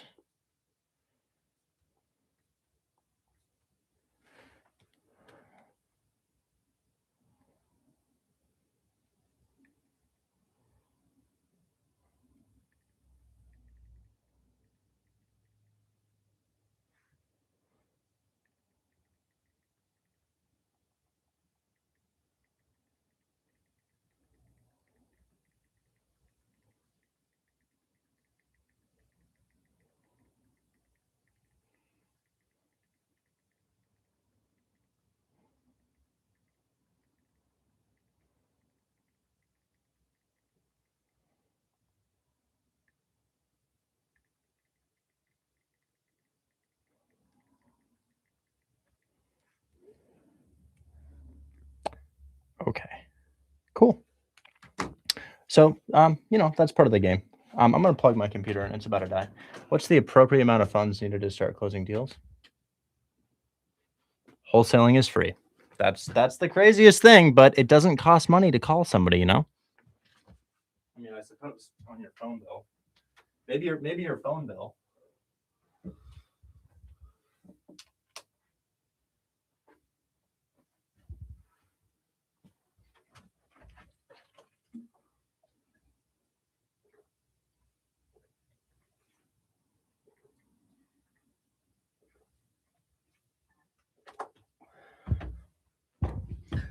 Okay. What's next? Oh my God, 3:45. Where did the time go? I hit join on WAP, but I don't see it in Discord. WAP is an access portal to Discord. WAP's an access portal to Discord. But also, when you sign up with WAP, you get access to holdmyhandwholesale.group, which is a website that has all the courses on it. So you don't even have to worry about Discord now. Just go to holdmyhandwholesale.group, but www. Okay.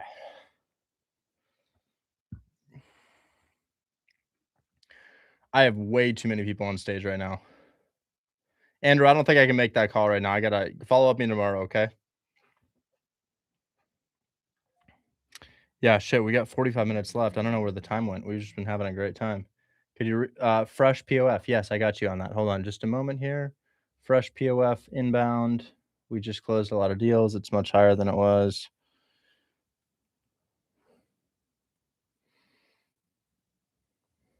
Oh.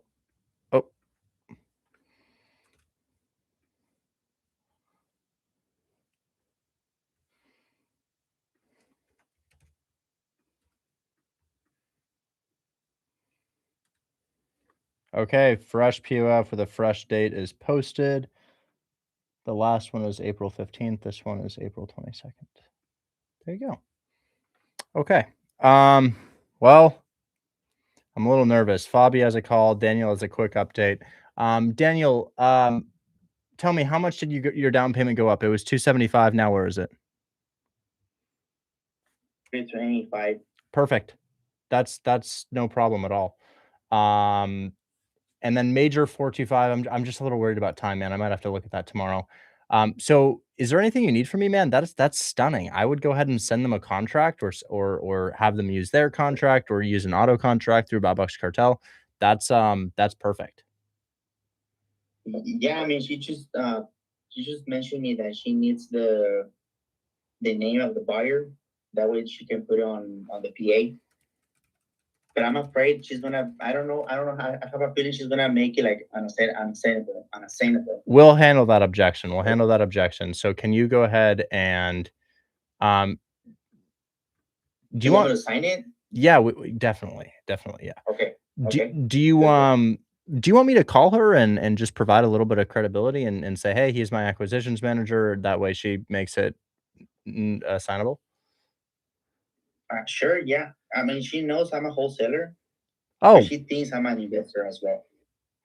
So, okay, great. Then just honestly, man, no need to call. Let's just use. I'm going to send you my information. GT Properties Group LLC, Signor Richard G Taylor. Email Brown and Taylor. Perfect. Send her that stuff, will you? All right. Sounds great. Then I'll keep you posted. I have your phone number, so I can text you at any time, I guess. Yeah. Please do. Great. Talk Awesome. soon, man. Alrighty. I'll keep you updated, man. All right. Thank you. Bye-bye. I appreciate it. Marquise, we're squared away, right? Yeah, just waiting on the contract from Fada. He's doing something with that deed, and then like the taking off the assignment. I can't believe that worked. Let me turn that thing green since that's happening. How's finished? I'm putting all of us in the chat, so that way any communication you can just text the chat, and then I'll just respond, or if you can respond, it doesn't matter. Whoever's. Is this is question for you. This Winthrop, right? This is Winthrop. Winthrop, yeah. Good.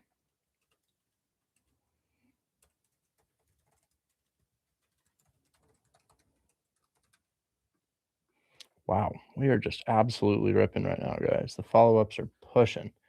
Okay, so Marquise is done. Fabi, I'll try to take care of you. You needed a call?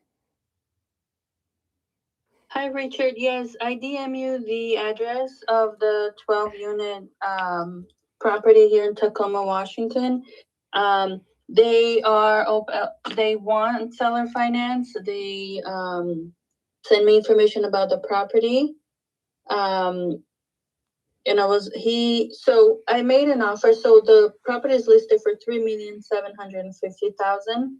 It's a 12-unit. It brings in $26,600, but minus $8,882 of expenses. That brings it down to $17,718. And they were asking for $11,500 of monthly payment, which then brings their cash flow to $6,218. I used Buy Box Cartel to help me with the offer, and the offer that I made on this property was $4 million with and they wanted $900,000 down, and I came down with $4,300,000 down, and the $11,449 payments per month with the 8-year balloon. They're interested in that, but he asked me if I could come up on the down payment. I said that there was a little bit of room if they were willing to take a lower monthly payment. And he said that they're willing to, how much more were we willing to come up with? And that he would need, I did tell him that I was an acquisitions manager because it is here in Washington. And he said that he would be willing to talk about if we were able to come up a little bit. And he wanted more credibility, and if he was able to speak with you today. Okay, yes, I'll try to give him a call. I just have to make one call to my TC first to make sure that, because there's something interesting going on in Washington regarding creative finance.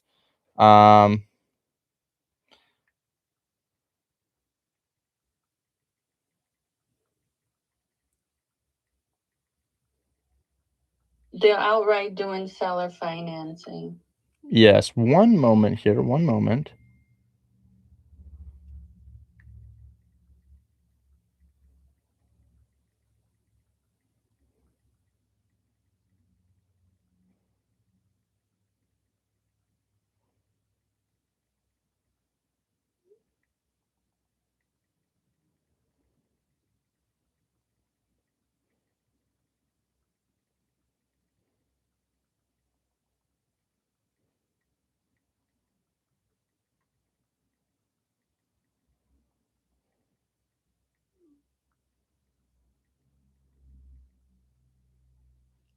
Just 1 moment here.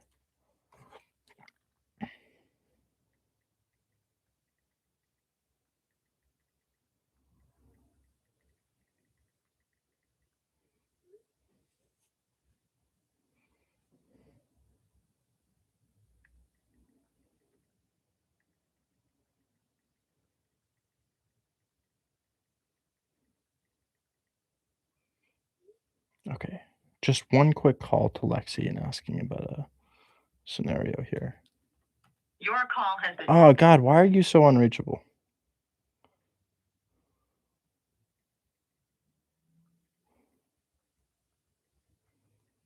Okay, I will give him a call.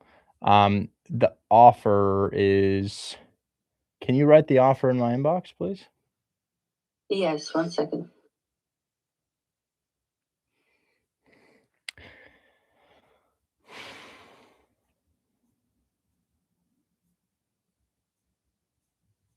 Looks like it's on the water.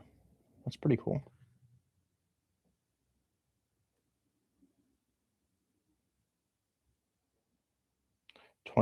Damn, big property here. Big property. Looks like a nice place to live too. Yeah, but they wanted higher down payment, and they were willing to come down on the monthly payment, but he wanted to kind of talk to you first because I did mention I was your acquisitions team member. Okay. Do you want to give him a call? Yeah, I just need the address, or I just need the. Oh, I see it. 4,300,000 down. We could come up maybe a tad on the down payment. Balloon 7 to 8 years. Okay, cool. I'm calling now. Oh, his phone number's not on Zillow. Do you have the phone number? There it is. Just DM you. His name is Tanner. How can I talk to you privately about a very unique opportunity? There's a link in my bio, and you can schedule me for a one-on-one if you'd like.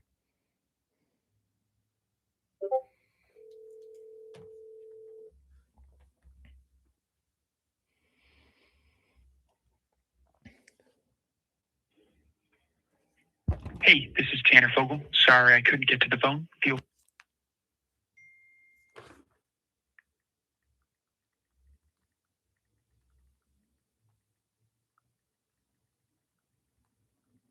He texted me. And what does he want to talk about? Just credibility?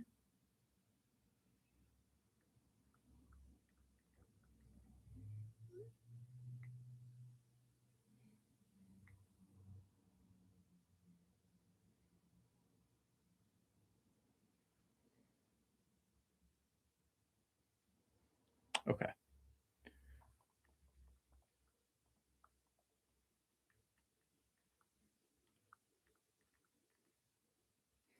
Okay. I texted him. He said, "Can I call you later?" And I said, "Yes, you spoke to my acquisitions manager regarding it."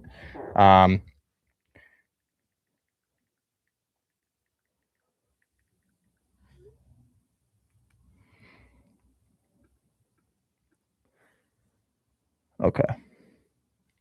All right. Well, he didn't respond. So, Fabi, how about I bring you up tomorrow, okay? Okay, sounds good. Thank you. Tomorrow at 1:30 p.m. Tomorrow at 1:30 p.m. Remind me to bring up Fabi. Okay, I added it. Got you locked in. Noah, how you doing, man? Doing good, Richard. How are you doing? I'm pretty well today, man. Today's been kind of insane. How can I help you out? Yeah, I might have a creative deal. It's not under contract, but the seller verbally agreed to it. So it's pretty close, and it should be in your DMs. I didn't think cash was the right move on this, mostly just because it looks like the property could need some work. But he was able to kind of agree to a seller finance option. So I mostly kind of just wanted you just to review the deal and see if it makes sense. And then also too, he'd like to get the contract written up by an attorney, if that's possible. I don't have an attorney that will write up a contract for us. They're just closing attorneys. They don't really do contracts. But I will say, $55K with a 5-year balloon, 9% interest with 25% down, 9% interest, 25% down, 5-year balloon. I know it's steep terms, but I mean the cash on cash it's all right. It's like 19% if you factor all that in. Closing And costs. he said apparently, yeah, go ahead. Closing costs would be about $6K. If you add a $7K assignment, that's $26,000, and then take 20% off. You might have a decent cash on cash, but I think my fear is 24, give or take, 23% down and 9% interest with the minimum balloon. That's hard, man. I would say I want to counter 10K down, 6% interest, 6-year balloon. Okay, I'll try countering with that. I was kind of bickering with him a little bit just on the down payment because he was trying to go for 15K. Some 600 a month payments, and I was like, we just can't make that happen. So, but we kind of settled on 13,500, and I was reviewing it, and I'm like, I don't even know if this deal makes sense, but let me just run it by Richard, see what he says.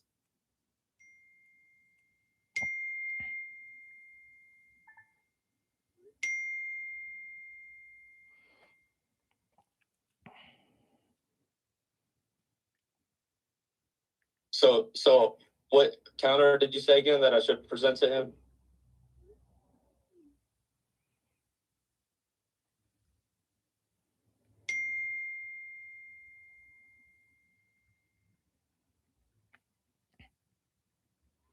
I'm sorry.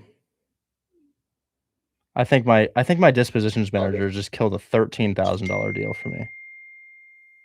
There's no way that this just happened. Man, that's not good. She texted in the chat. She said, buyer agreed to 3:30 p.m. and agent says buyer question mark.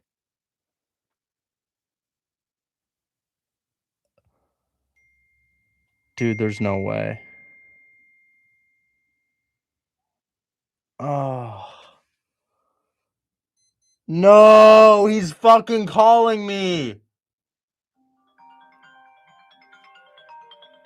I think she just killed the deal. I think she just killed the deal. That's actually so crazy. 3 weeks of follow-up, and I think she just killed it.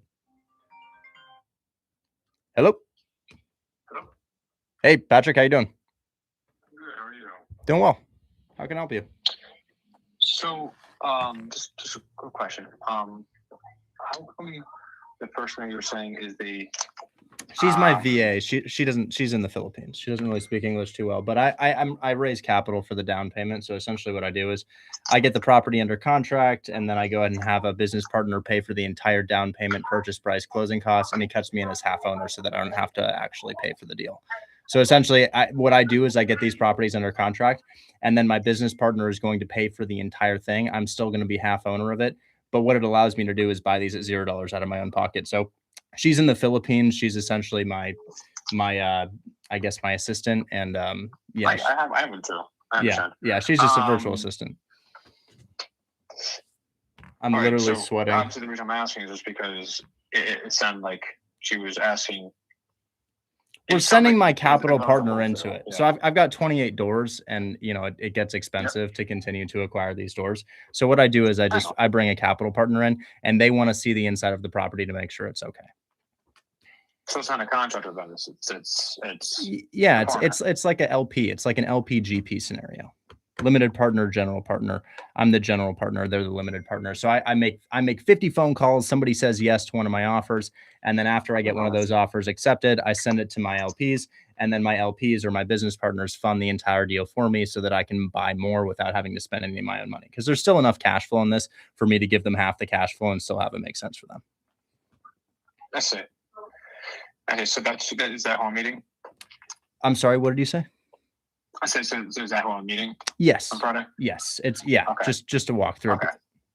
All right. I just wanted to make sure because obviously when I saw, of course, I wanted to make sure that I'm her first language is Tagalog, and it's the middle of the night where she is. So, that's just kind of how it goes. I get it. I went through this. I understand. I want to be on the same page. Perfect. Right. Thanks so much, man. Appreciate it. Thank you. Bye.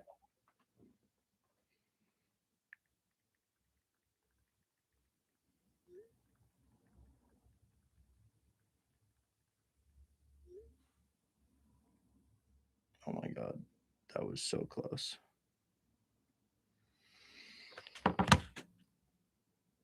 Oh my God, I just had a heart attack, dude. I can't believe that. Oh.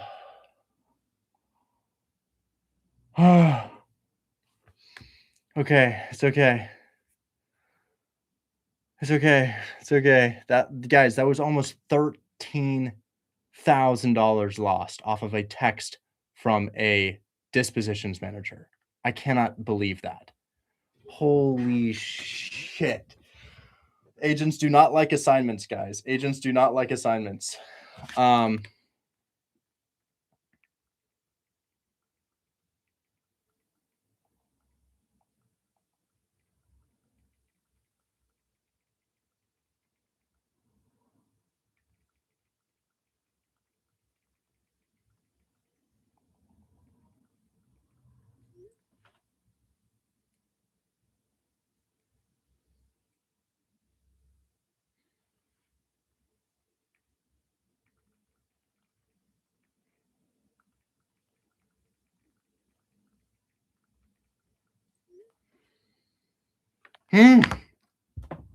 It's a seller finance deal, Tony, so I couldn't. I'm sorry. What were you saying, Noah? I just completely lost track of that.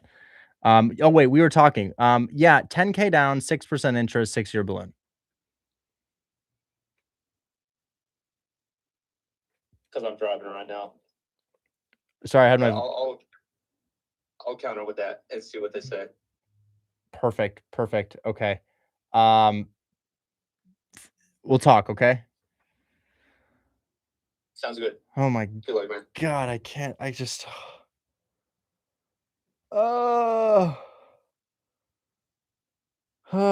Michael, can we talk in the DMs? Let's talk in the DMs. That sounds great. We could do that, man. We could do that.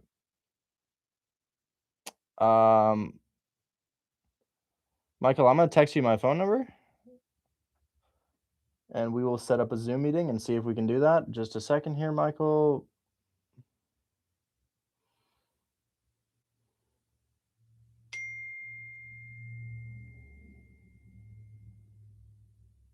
Oh, Fabi's agent wants me to call. Okay.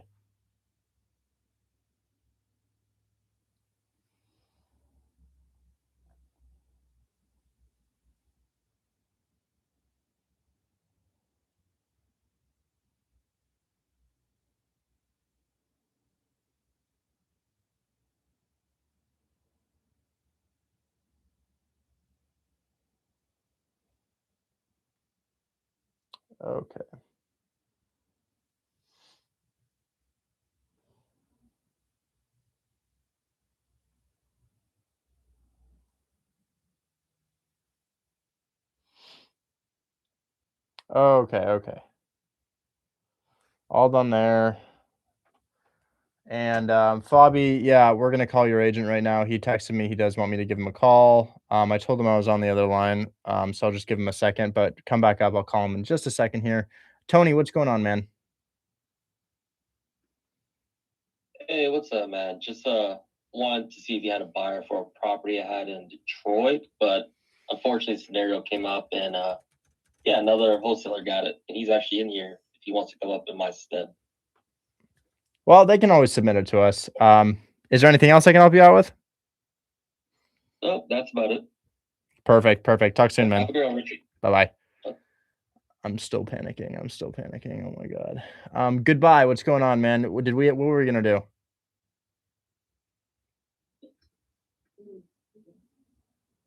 Hey, can you hear me?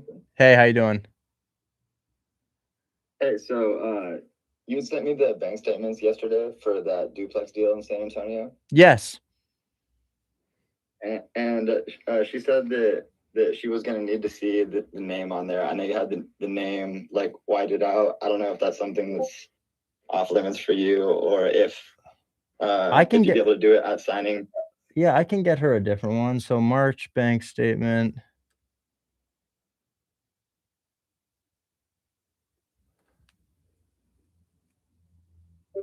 Sorry about she's the same person that wasn't cool with the screenshot. So That's fine.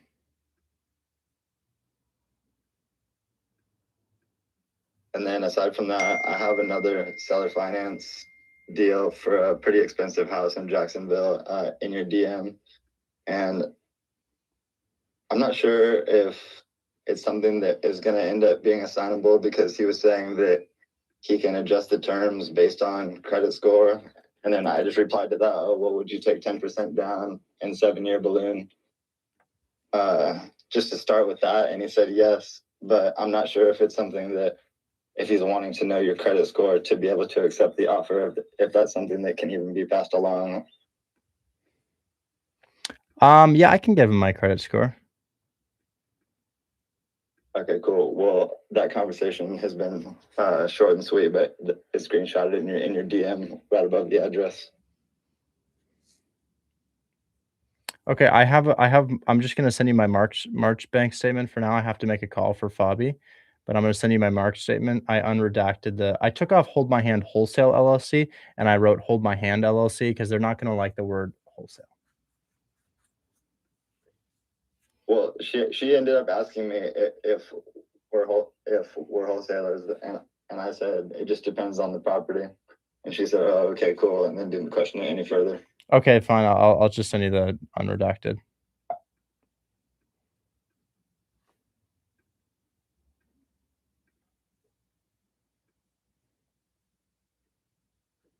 Send. Okay, cool. You said you wanted to, as you far wanted as to make a call. I'll just look at it really quickly.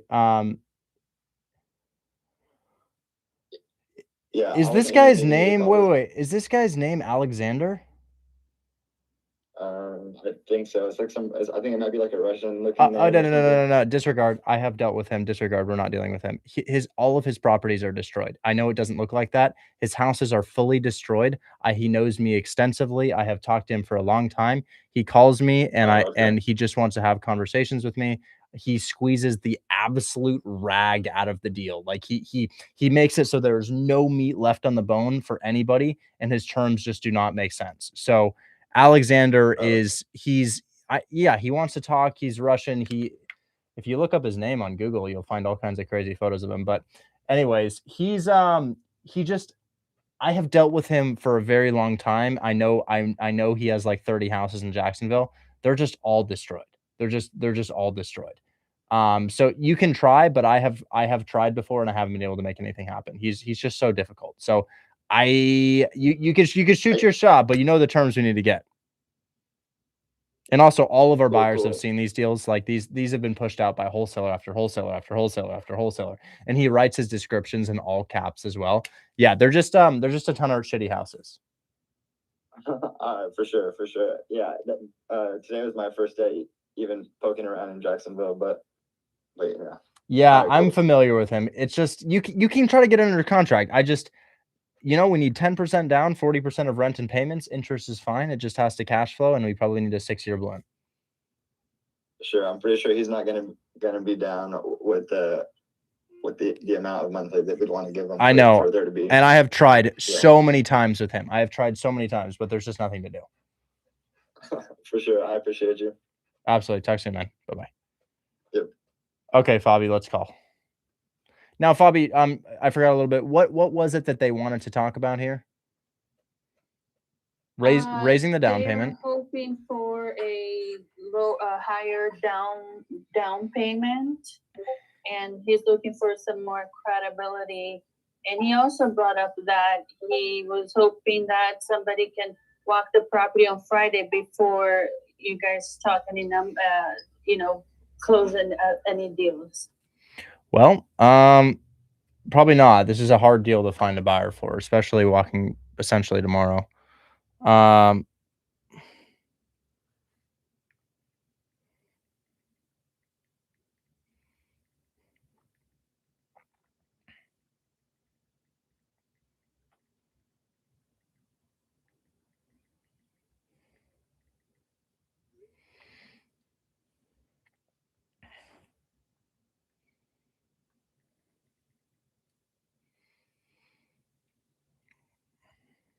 All right, here he is. His name is Reed. His name is Reed. Tanner. Tanner.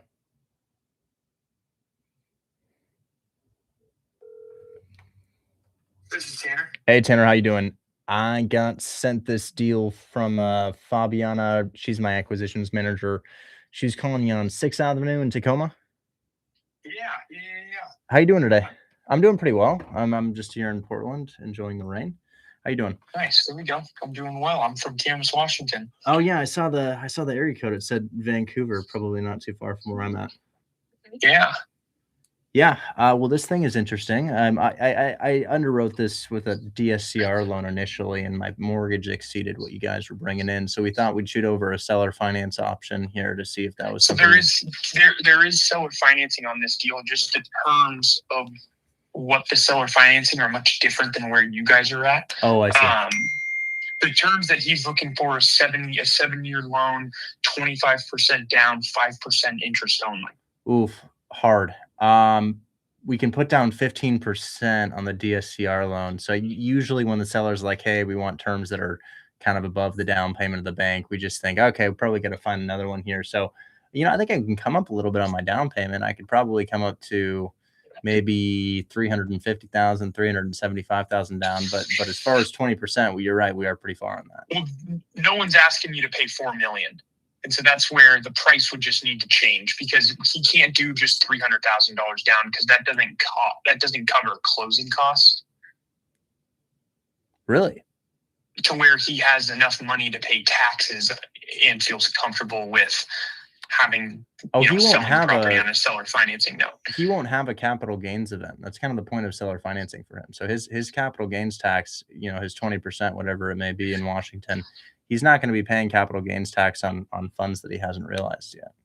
So I can come up on. He's realizing he wants to realize more, because he doesn't want to basically be having 90% of the deal be a loan. And so that's where he's at. The 25 makes more sense for him. Totally understand. Or 20%, or that's where I talked to Fabiana about how the price would need to be adjusted. The price can be adjusted. I'm happy to lower it or do whatever you're looking for. The biggest kicker is not the price, not the monthly payments or the term. It's the down payment. It's how much we have to spend to get into a deal. So I think the down payment can go up a little bit here. And I do have a way to get closer to that 25% down, but it just kind of comes with a little bit of a catch. So if I have to put above what the bank wants me to put down, sometimes what I'll do is I'll have what bank would want you to put down less than 25%? DSCR loans are standard 20% down. And if you have a big purchase like this, you're looking at 15% down on a debt service coverage ratio loan. And what would be your rate? I'd be probably looking at about a 5.5 on a price of this amount. What bank are you getting that from? That's really if you go to Kiavi.com, they're a loan originator for DSCR loans. That's pretty standard. If you're buying a 100K property, your rate and term is going to be about 20% down, 7% interest. But as the price goes up, there are DSCR products that will offer 15% down. But besides that, I do have a way. Do a loan at 5.5%. Absolutely. I mean, FHA loans are sitting at 5.9% right now in the low 100s. If you're looking at a multi-million-dollar transaction, rates go down as the price rises. Yeah, this is a commercial property. Absolutely. Like we just did a $2.8 million mobile home park in River Run in Kuski, Idaho. The rate was 5.75%. This thing's a little bit higher. They want to lend you money, and if you require a larger amount of money to be lended from them, they're willing to give you a little bit of a better rate here. But I mean, market rates at interest rates are sitting in the low 6s right now. So getting a 5.5 for a multi-million-dollar transaction is honestly pretty feasible right now. But besides that, I think there's a way to come up to that down payment, but it gets a little bit hairy for the seller here. If I had to put above what the bank was requiring me to put down, I would just have the bank fund the down payment for me, but the bank wants to be in first position, which means that if I defaulted, they would be the ones taking the property. So if your seller is okay being in second position. You're talking a little quick. I'm trying to track. Sorry about what you're that. Saying. Also down. 15% down at 5.5%. Those would be principal and interest, or interest only. Principal and interest. These would be DSCR loan terms, but we're not really talking DSCR loan terms. If I have to put above, that's what I'm saying. It doesn't. What DSCR? I know. I'm very confused, because no bank it doesn't even hit the DSCR if you put in that 5.5% with 15% down. What do you mean it doesn't even hit the DSCR? You know that you could put 20% down standard across all DSCR loans, right? What DSCR do you have to hit though? DSCR is a type of loan. There's not a DSCR to hit. DSCR is just an investment. Right. But the DSCR doesn't have to be at a certain amount. No one would. That would be the dumbest thing to do, is lend on a deal at 20% down without the deal checking other certain boxes. That makes sense for the lender. DSCR stands for debt service coverage ratio loan, and Totally. if your mortgage is below what the property is bringing in, 20% is. But I honestly refute that. I mean, I've probably put down 20% on DSCR loans over 150 times. I mean, that's just standard. On like multifamily 5+ unit deals. Absolutely. I've got a 5-plex, I've got a 4-plex, I've got a ton of single families. I do larger deals as well, but as the deal gets larger, you're looking at a lower interest rate than market rates. You probably get it. Like no. I'm saying I'm trying to understand this. This would be like the best lending that I've ever heard of. I'll connect you with my lender after this call. I'll connect you with the lender who put 20% down at 6.5% interest on small properties, and if you give them a big one like this, they'll give you a 15% down payment, 5.5% interest. But honestly, I connect you with 10 lenders who do that. That's pretty standard. I sold my flip in Detroit last week. My buyer got 20% down, 6.4%. Are you the guy on YouTube? Are you the guy on YouTube? I am on YouTube, yeah. Your voice sounds super familiar. I am on YouTube, yeah. You said Detroit. Yeah, I know your voice. And I'm going to be on YouTube probably. I know with DSCR loans, I'm letting you know that this doesn't hit the debt service coverage ratio that any other lender that I've talked to would allow. You're referring to the cash flow based on what the mortgage payment would be. I'm referring to the banks that I've closed $40+ million worth of deals with last year. Chase Bank, Fannie, Freddie, all these places, they just wouldn't do 15% down. So that's where I'm getting confused. That's just what we're looking at for large commercial financing right now. But I'll tell you what, we'll go ahead and connect you with the lender right after this if you want to see about those loan terms. What I'm saying, hilarious. Your voice, dude, hearing your voice compared to watching you on a YouTube short, that's hilarious. You're from Portland? I am. You do this? Yeah. What high school did you go to? Riverdale. Dude, hell yeah. Sweet. My dad started New Seasons Market, so that's my favorite grocery store next to Zupan's. There we go. He was the founding CFO. I did not know you were calling on Detroit properties from Oregon. Yeah, I don't want to go to Detroit, man. I wouldn't want to go to Detroit either. I thought you were just grinding in Detroit this whole time. That's super they're funny. great. I mean, it's great. I get my buyers 6.5% interest, 20% down on my flips from that lender, and they're not even a private money lender. That's just like a normal 6.5%. 20. No, I know for single family. I'm just letting you, like multifamily. It's way different. Like for a 20-unit apartment building. Yeah. I've got a number of commercial properties myself, largely small multifamilies, like 4 and 5 units. But my 5 units are commercial. But because the difference 4 units is completely different than the 5 units. I mean, yeah, residential versus commercial. Units. Yeah. Yeah, that's really funny. I got a couple other people I gotta call, but I'll tell you what, we could come up to your call other people. You're grinding on the phone all the time, dude. That's right. It's hilarious. So we could come up to 25% down. I just have the bank fund the down payment and the seller sits in second. He can't take a second. He wouldn't allow that. He's barely signed. His understanding of seller financing, he already feels. Yeah. This might just not be the deal for you, which is fine. But I think absolute highest is probably 400. I think absolute highest down is probably 400, which is still pretty far off. We could come up to that, but yes, he would be sitting in second position, which I understand is kind of a headache. If you can't do second position, because I can get somebody who would want I to get buy it. this I at. get it. But what price would make sense for you? That's not $4 million. The price is of no consequence, whether you want $4 million or $3.2 million. The biggest part is the down payment, and it doesn't move the needle a lot in terms of the 25%. Like even if we go from 4 to 3.5 million or something like that, like the 25% is still a ton of money. So yeah, at the end of the day, it may not be the max you'll do is basically 10%. Yeah, because that's what I put down on all of my deals, man. If you go watch those videos, you buy. Dude, I watch the videos all the time. I probably have never videos put down all more the than time. I probably never put down more than 12. I think 12's got to be my biggest down payment ever.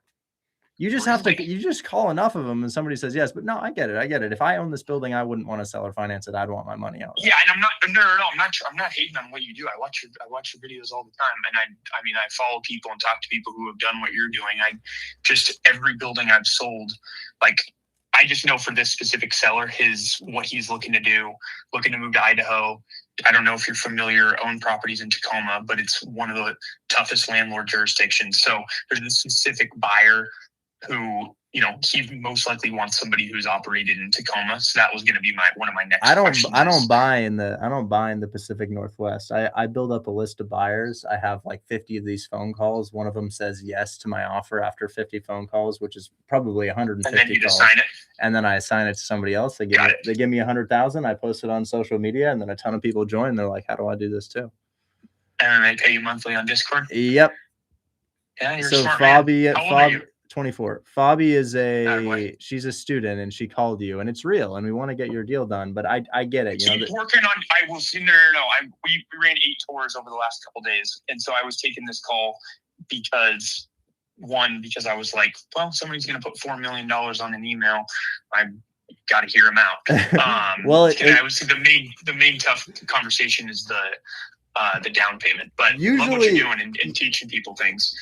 I'm saying keep working on your people's phone calls, because she made it sound like she ran and they owned hundreds of units in Washington, which obviously isn't true.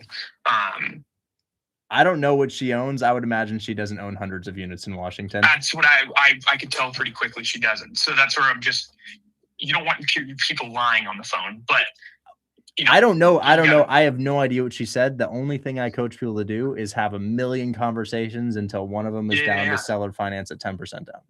Rip the phones and then okay, wait. So these people you're telling me, and I know you have to go, but I'm definitely I'll save my number. I'd love to connect further, especially that you live in Portland. That's sweet. You have a bunch of people cold calling for you 24/7. They're also paying you monthly to learn how to cold call, and then they give you their leads. Yes. What do they make out of? I give them 60% of the assignment. 9,000 people pay me $20 per month, and then we're able to process anywhere from $150,000 to $250,000 in assignments per month like that. And then I use the proceeds to build my own portfolio, which largely acts as credibility for me to get these properties under contract and continue to. Why do you fix and flip? Why don't you buy? Why wouldn't you allot 25% for this building and not pay taxes for? Well, I don't even know how to run something like this, man. But why wouldn't you? I know, that's what I'm saying. Why wouldn't you partner with someone? And not saying just myself, but somebody I sell apartment buildings. This is all I do is apartment buildings in the Puget Sound. So why not level it up just from homes in Detroit that are $70,000 and do this and start to teach people how to do this for multifamily? And those 70K houses in Detroit are awesome. You can buy them for. I'm not saying they're not awesome. I'm saying a $7 million multifamily property. Well, you got to understand, Hold My Hand Wholesale is offered at a $20 price point, and the people who join are often 15 years old, 16 years old. Yeah. They're really young. They have no experience in real estate whatsoever. And a flip in Detroit is low-hanging fruit, but also it keeps things incredibly simple. I'm running 3 right now. Each one will make me $45,000, and they complete in a month and a half. And my lender, you may not believe these terms either. My lender pays the entire down payment. My lender pays all of the draws. We don't have draws. They just give me the money up front. So the lenders that we have in Hold My Hand Wholesale, they pay for the entire purchase price, the entire rehab. So it's a really easy way for somebody to get into flipping houses. But buildings like this, $7 million building or $3 million buildings, they're not something that you can easily get into. And it's hard. That's a really advanced type of real estate, unless you're wholesaling it, which is what they do. It's not that complex, dude. If you're doing this and grinding on business and you're from Portland and you're local, dude, you could build up a nice 100-unit portfolio and depreciate the hell out of it. And I love having a lot of units. I buy single families. I do have 28 doors. So I have a pretty sizable portfolio, and it's a great tax shelter, and I will keep buying. I'm trying to stabilize my portfolio now, so I'm flipping in the meantime. I know. So hear me out. 28 doors spread across what? 20 addresses. Why not a 20 unit that has one address? You get a property management company, and the depreciation's a heck of a lot I better. would buy a big building in the future. I'd probably buy a big building when all of my units are stabilized. Okay. And you said you have 9,000 people paying you $20 a month. Yeah. So in 1 year, you could easily buy a building. So I could call you. Well, I can April buy a 14th. building now. It's just every time you get into a new venture, there's trial and error. And getting into all of my That's why you single family turn- and multifamilies was a big trial and error, and we're just stabilizing that now. So I'm making enough money and I'm sheltering enough taxes. I just need to not spend as much time on headaches, and that there's headaches and this. Do you even actually have to run the 9,000 people anymore? Or do you have someone doing that for you? Well, there's a team. I don't run it anymore. I go live in there. Sweet. We have 700 people listening to this.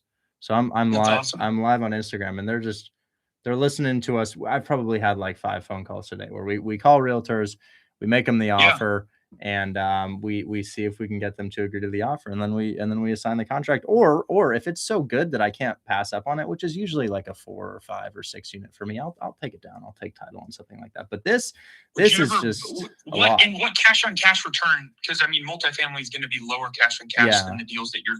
I mean, it's not as attractive. I'll just keep it real with you. The multifamily cash on cash in the Pacific Northwest is not as attractive as buying 4s and buying houses and flipping in Detroit. Right. So what would you expect? I personally think you should be buying larger deals. That's just my take, and continuing to do the business you're doing. It's a heck of a lot easier to manage and operate a 20 unit. Man, you should tell your owner that. You should tell your owner that, but he'd have a little rebuttal for you about why he wants to exit this. Well, it's time of life. I mean, you don't know how old my seller is. So, but he should have a management company and runs itself. But for some reason, there's something there. There's something in the back of the head that's like, yeah, I wish I kind of didn't have this anymore. But I will. Millionaires tax, wanting to move to Idaho and make $100,000+, for not doing anything. Yeah, I will buy these eventually, and probably. Well, I don't know. I'm really interested in mobile home parks right now. Mobile home parks, it's like this 5% rent increases, dude. That's in Washington or in a different state. I don't know what you're talking about, but I'm not saying I'm totally. Mobile home parks in Washington, you have rent cap on your increase in the rents. Well, I don't know too much about Washington. I live in Oregon, but the last mobile Oregon's even worse. You know how much taxes you're paying in Oregon? Dude, my dad would never live in Oregon. New Seasons Market, he never was going to live in Oregon. He'll never move to Oregon. It's 9+ extra% for doing nothing. You should live in Vancouver. I really don't love Vancouver, but anyways. Why don't you love Vancouver? Also, there's really 700 people listening to this on Instagram, and you're telling people where you live, or did I just mess that up? No, I tell people where I live. They know I live in Portland. Hell yeah! So you're a Blazers fan or no? Yeah, I like the Blazers, but I gotta make some other calls, man. Yeah, if your seller would sit in second, which seems unlikely, or if they'll take 400 down, which also seems unlikely, we could definitely get this moved. Sadly, this isn't the right seller, but I would love to continue to chat at some point about your business and getting you into the bigger deals that will, then you're starting to raise capital and then you're buying $20 million deals and you're making a lot of money. Yeah. Not that you aren't making a lot of money now, but then you're sheltering it better. Yeah. Well, you can send me the deals, especially seller finance deals. I agree with your owner. I don't want this stuff in Oregon. I don't want this stuff in Washington. The last one we were looking at was in Idaho. But yeah, I will say your caller said they own and you own in Washington. I own in Oregon. I don't know what she said though. I haven't coached her to say that whatsoever. I own in Oregon, but only my primary residence. I don't invest out here or flip out here. Anyways, I gotta head out. I'm so sorry. We'll talk later. You're good. See you, man. Bye-bye.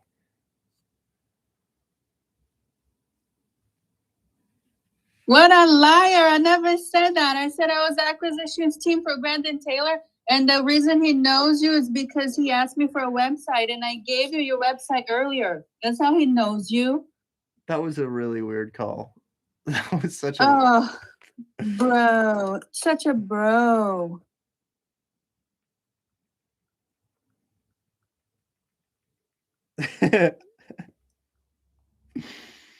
Well, I was pretty transparent with him, you know. I was pretty transparent. I was like, yeah, this is exactly what we do.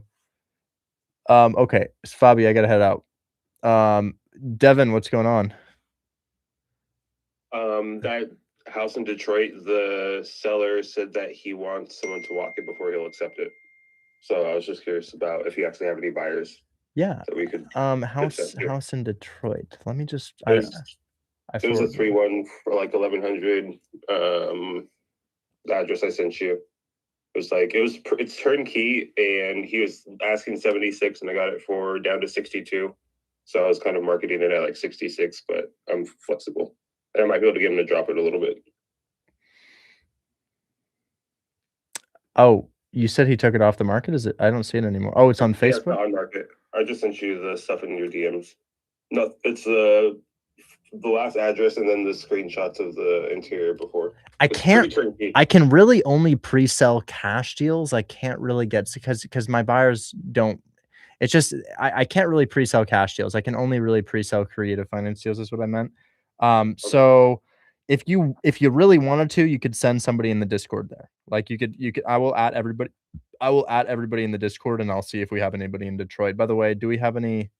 Yes, I did sign. It's more so just I can't get it under contract unless we have someone walk it. So what my best solution there would be to get a Discord student to walk it. We got anybody here in Detroit? I think who's in Detroit? Who's in Detroit? Pam? Pam is? Yeah, Pam's in Detroit. Oh, look at that. Okay, so these guys are in Detroit, man. I would throw somebody here $25 to show up, you know? Because honestly, my buyers, they don't really want to, because they don't really know if it's a done deal yet, and it costs money for them to inspect. They send inspectors, these guys just walk. So, you know, have somebody walk, or just send an agent over there, and yeah, you'll be good to go. Okay, sounds good. Thank you. Absolutely. Talk soon, man. Bye-bye. Oh, Jesus Christ. This was insane. Oh my God. Today was just my cortisol. I mean, it was a good day, but holy shit. The craziest thing, guys, the absolute craziest thing that happened today was when my dispositions manager texts the agent scheduling a walkthrough and says, the buyer wants to go at this time. And oh, no way you said that, bro. No way you said that. She's a really, it was Shell. She's a really experienced dispositions manager, but I was just like, dude, no way. That I've been working on this for weeks, dude. Weeks and weeks and weeks. And it would be dead. It would be dead if I hadn't have saved it right there. So God, that was scary. I hope that's still okay, man. And God, I hope that's okay. You know, I wish we could be transparent with agents and just be like, yo, I'm wholesaling this.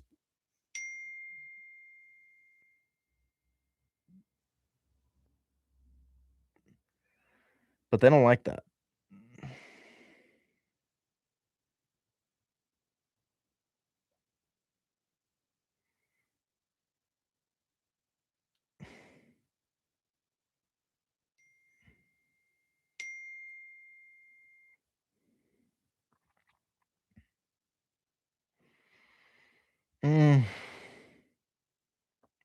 Bear with me, bear with me, bear with me.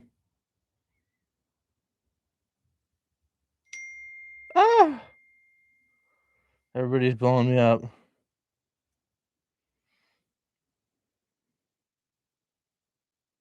Wait just a moment, guys. Just a sec here.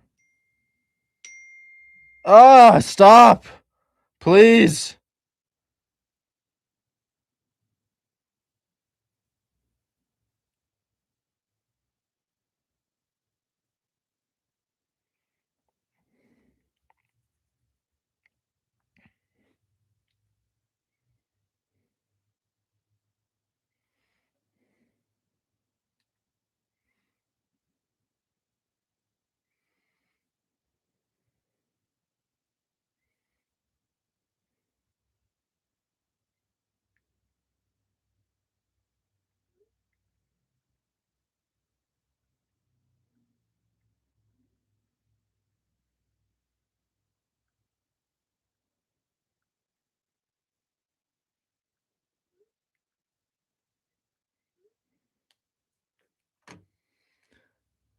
Real. Okay. Wow. cortisol maxing today, huh, guys? That was actually insane. JJ Gonzalez says, "How's your boyfriend?" We broke up, man. That's but I've been looking to see if you're single. JJ, maybe we could go on a date soon. I don't know. Let me know. Unless that would cause a visceral reaction for you to go on a date with another man. Would it be like? You gotta let me know. Anyways, Lander deal with Shell, right? Yes, it is. Who has had a very long day, it seems. Okay, so what are we doing? Wheel spin? Yes, wheel spin. Oh, JJ's down for the date. No way. Okay. Ooh. Yo, this trivia question is heat. I love this trivia question. Are you guys ready? 3, 2, 1. Which country owns the Canary Islands? Which country owns the Canary Islands? Brian B. locked in, I see. Spain. And then B. Rad Tempkin. If you want to meet one-on-one, you can. The link is in my bio, man. We got a link in my bio, and we can meet one-on-one. And you can talk to me about that opportunity if you'd like, or you can just tell me what's going on in my Discord, and it's a lot cheaper. Brian, how'd you know? Mr. Trivia Wiz, you won earlier this week, didn't you? I did. I won for Halifax, Nova Scotia. Oh, bro's locked in. He's locked in. I didn't know that. The Canary Islands is owned by Spain? I guess so. Well, let's figure out what you're getting, man. I don't actually know what you're winning today. God, I hope it's not a damn Apple Watch, man. Oh, my God. Oh, please don't be an Apple Watch. Please, not today.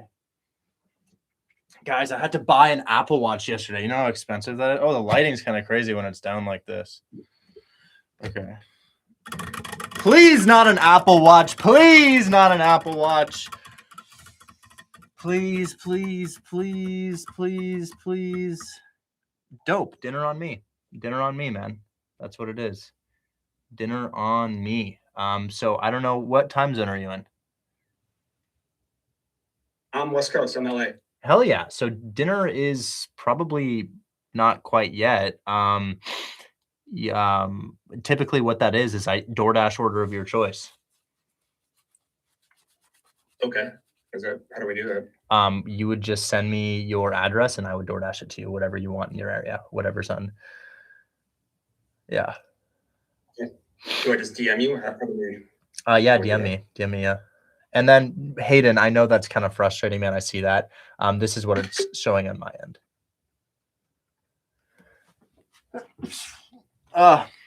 Okay. It's allergy season. Do I just DM you the order in the next minute or so? Yeah. DM me in the next minute, and we'll figure out what to get you. Okay. All right, give me a sec.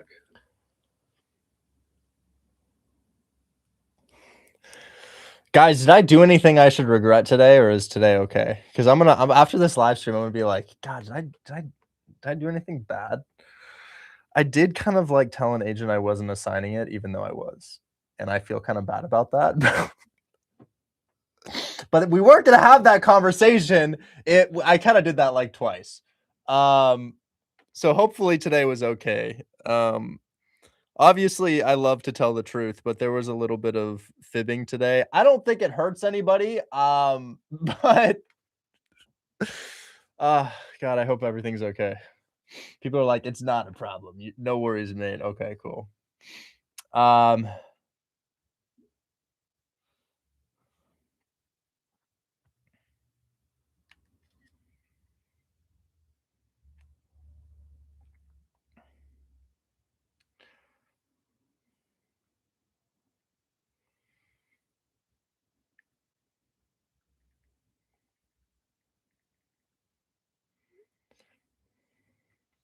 So anytime you want them to walk a property, now that you have funds available, you just find a house on Zillow. You're welcome to send it to me and ask me if that's a good one.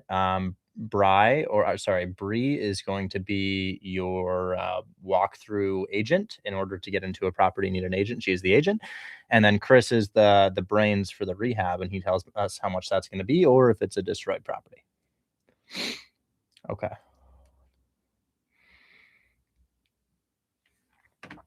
Sad day to be an agent. Indeed. Why don't agents like wholesalers? Because a lot of us are uneducated. You know, there's no barrier to entry for wholesaling. You can literally just start. And you know, a lot of the time you're just you're talking to people who are uneducated, and that kind of leaves a bad reputation. We help agents do their jobs. We don't take agents' jobs. And the real reason I say that is because we do on market. Off market wholesalers, yeah, they're kind of taking their jobs, right? But yeah, Dustin, that's where I'm from. But off market wholesalers, you know, they're taking listings. But if you're an on-market wholesaler, you're assisting an agent to get a property across the finish line, right? So I get agents paid. I like agents. I get agents paid. And yeah, educate me, please. Yeah, man. If you wanna get started here, the link for Hold My Hand Wholesale is in my bio. I watched a YouTube video about your Discord. Sounds like a good deal. I love creative finance. Me too, man. Me too. But we are doing a lot of cash deals as well right now too. All right, Brian. Let's see what you want to get door dashed. California Chicken Cafe. Let's go ahead and see. And he's got his order for us. Let's go ahead and dash him. Okay, so this works surprisingly well.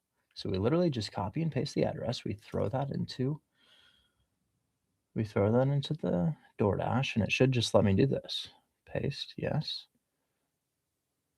And there's no unit or anything? Yeah. Cool. Oh, big baller. Leave at door, save address.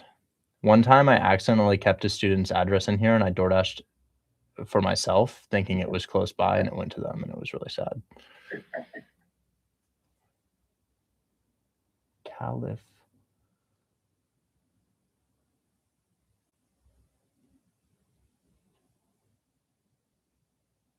Okay, I think I found it, yeah.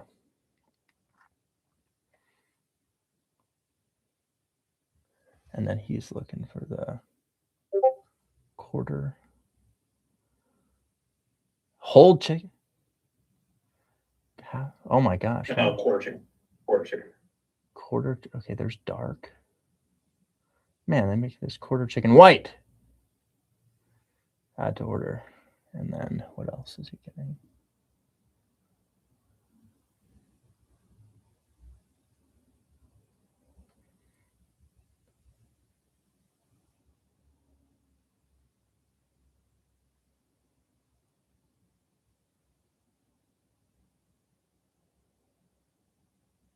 I think the DoorDash might. Oh, I found it. Never mind.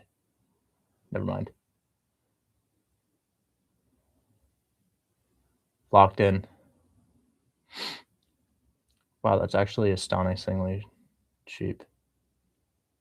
It was less than 20 bucks. I didn't want to kill you. Well, it may be hard to read, but in parentheses it said up to $70.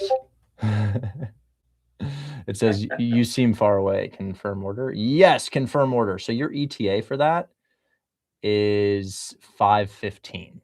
5:15. So about 30 minutes. So I guess it's kind of dinner time. Yeah. All right, guys. Thank you so much. I'm out of here. I'm gonna go do my walk of shame for like telling 4 agents that I was going to buy their house, but actually I'm assigning it. Quick question: do you 30%? Yep, absolutely. 30%. For creative finance. Yusuf for creative finance. But I do have somebody who would buy in Milwaukee. I have one person who would buy something like that in Milwaukee, Wisconsin. Can we follow up tomorrow with the owner? Yeah, absolutely. I can't call him today, but I'll shoot him a text today. I'll shoot him a text today. I am so tired. Actually, not really. That's a lie. I'm fine. Today I'm not very tired. Okay, Broadway Street. Broad.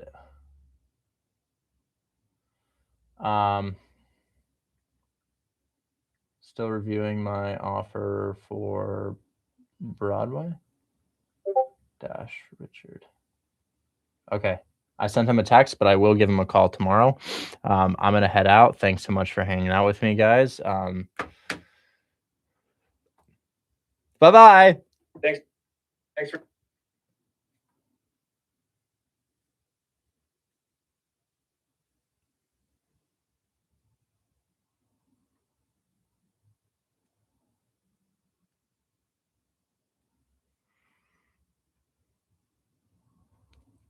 All right, guys, if you want to join Hold My Hand Wholesale, the live streams are still happening.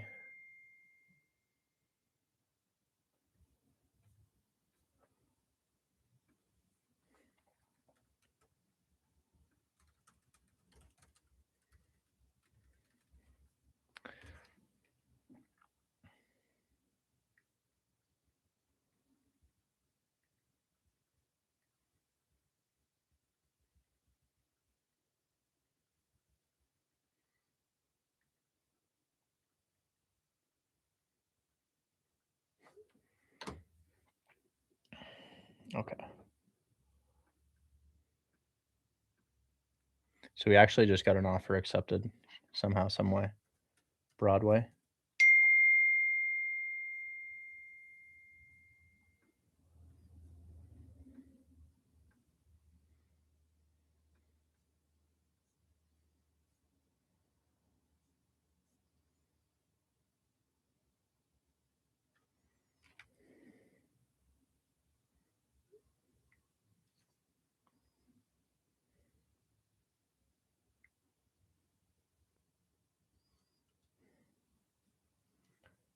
Wow.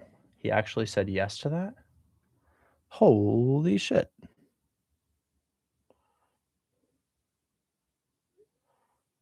Let me get $1.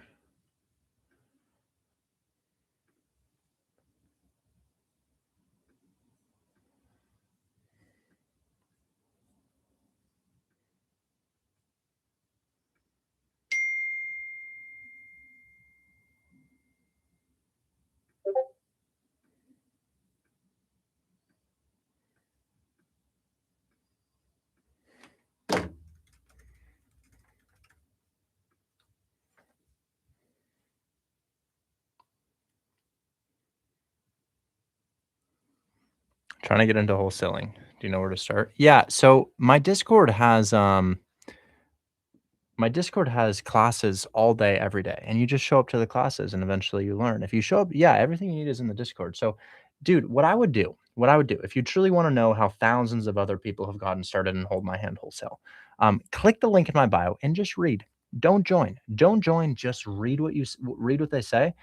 Sometimes they'll put like massive paragraphs in there detailing their entire experience in there. And I leave the bad ones. There are bad reviews on there. I leave them in place. But overall, it's 4.93 stars, totaling 2,100 or so reviews. So yeah.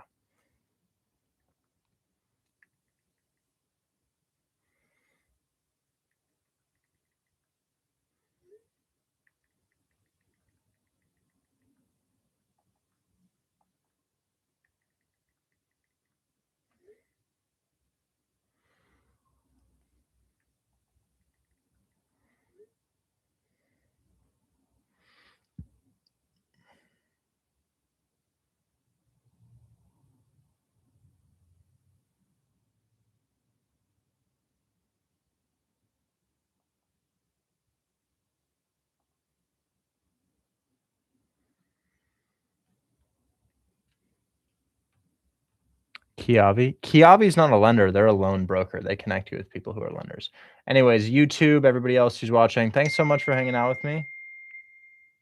I'm going to catch you guys on the next one. Bye-bye.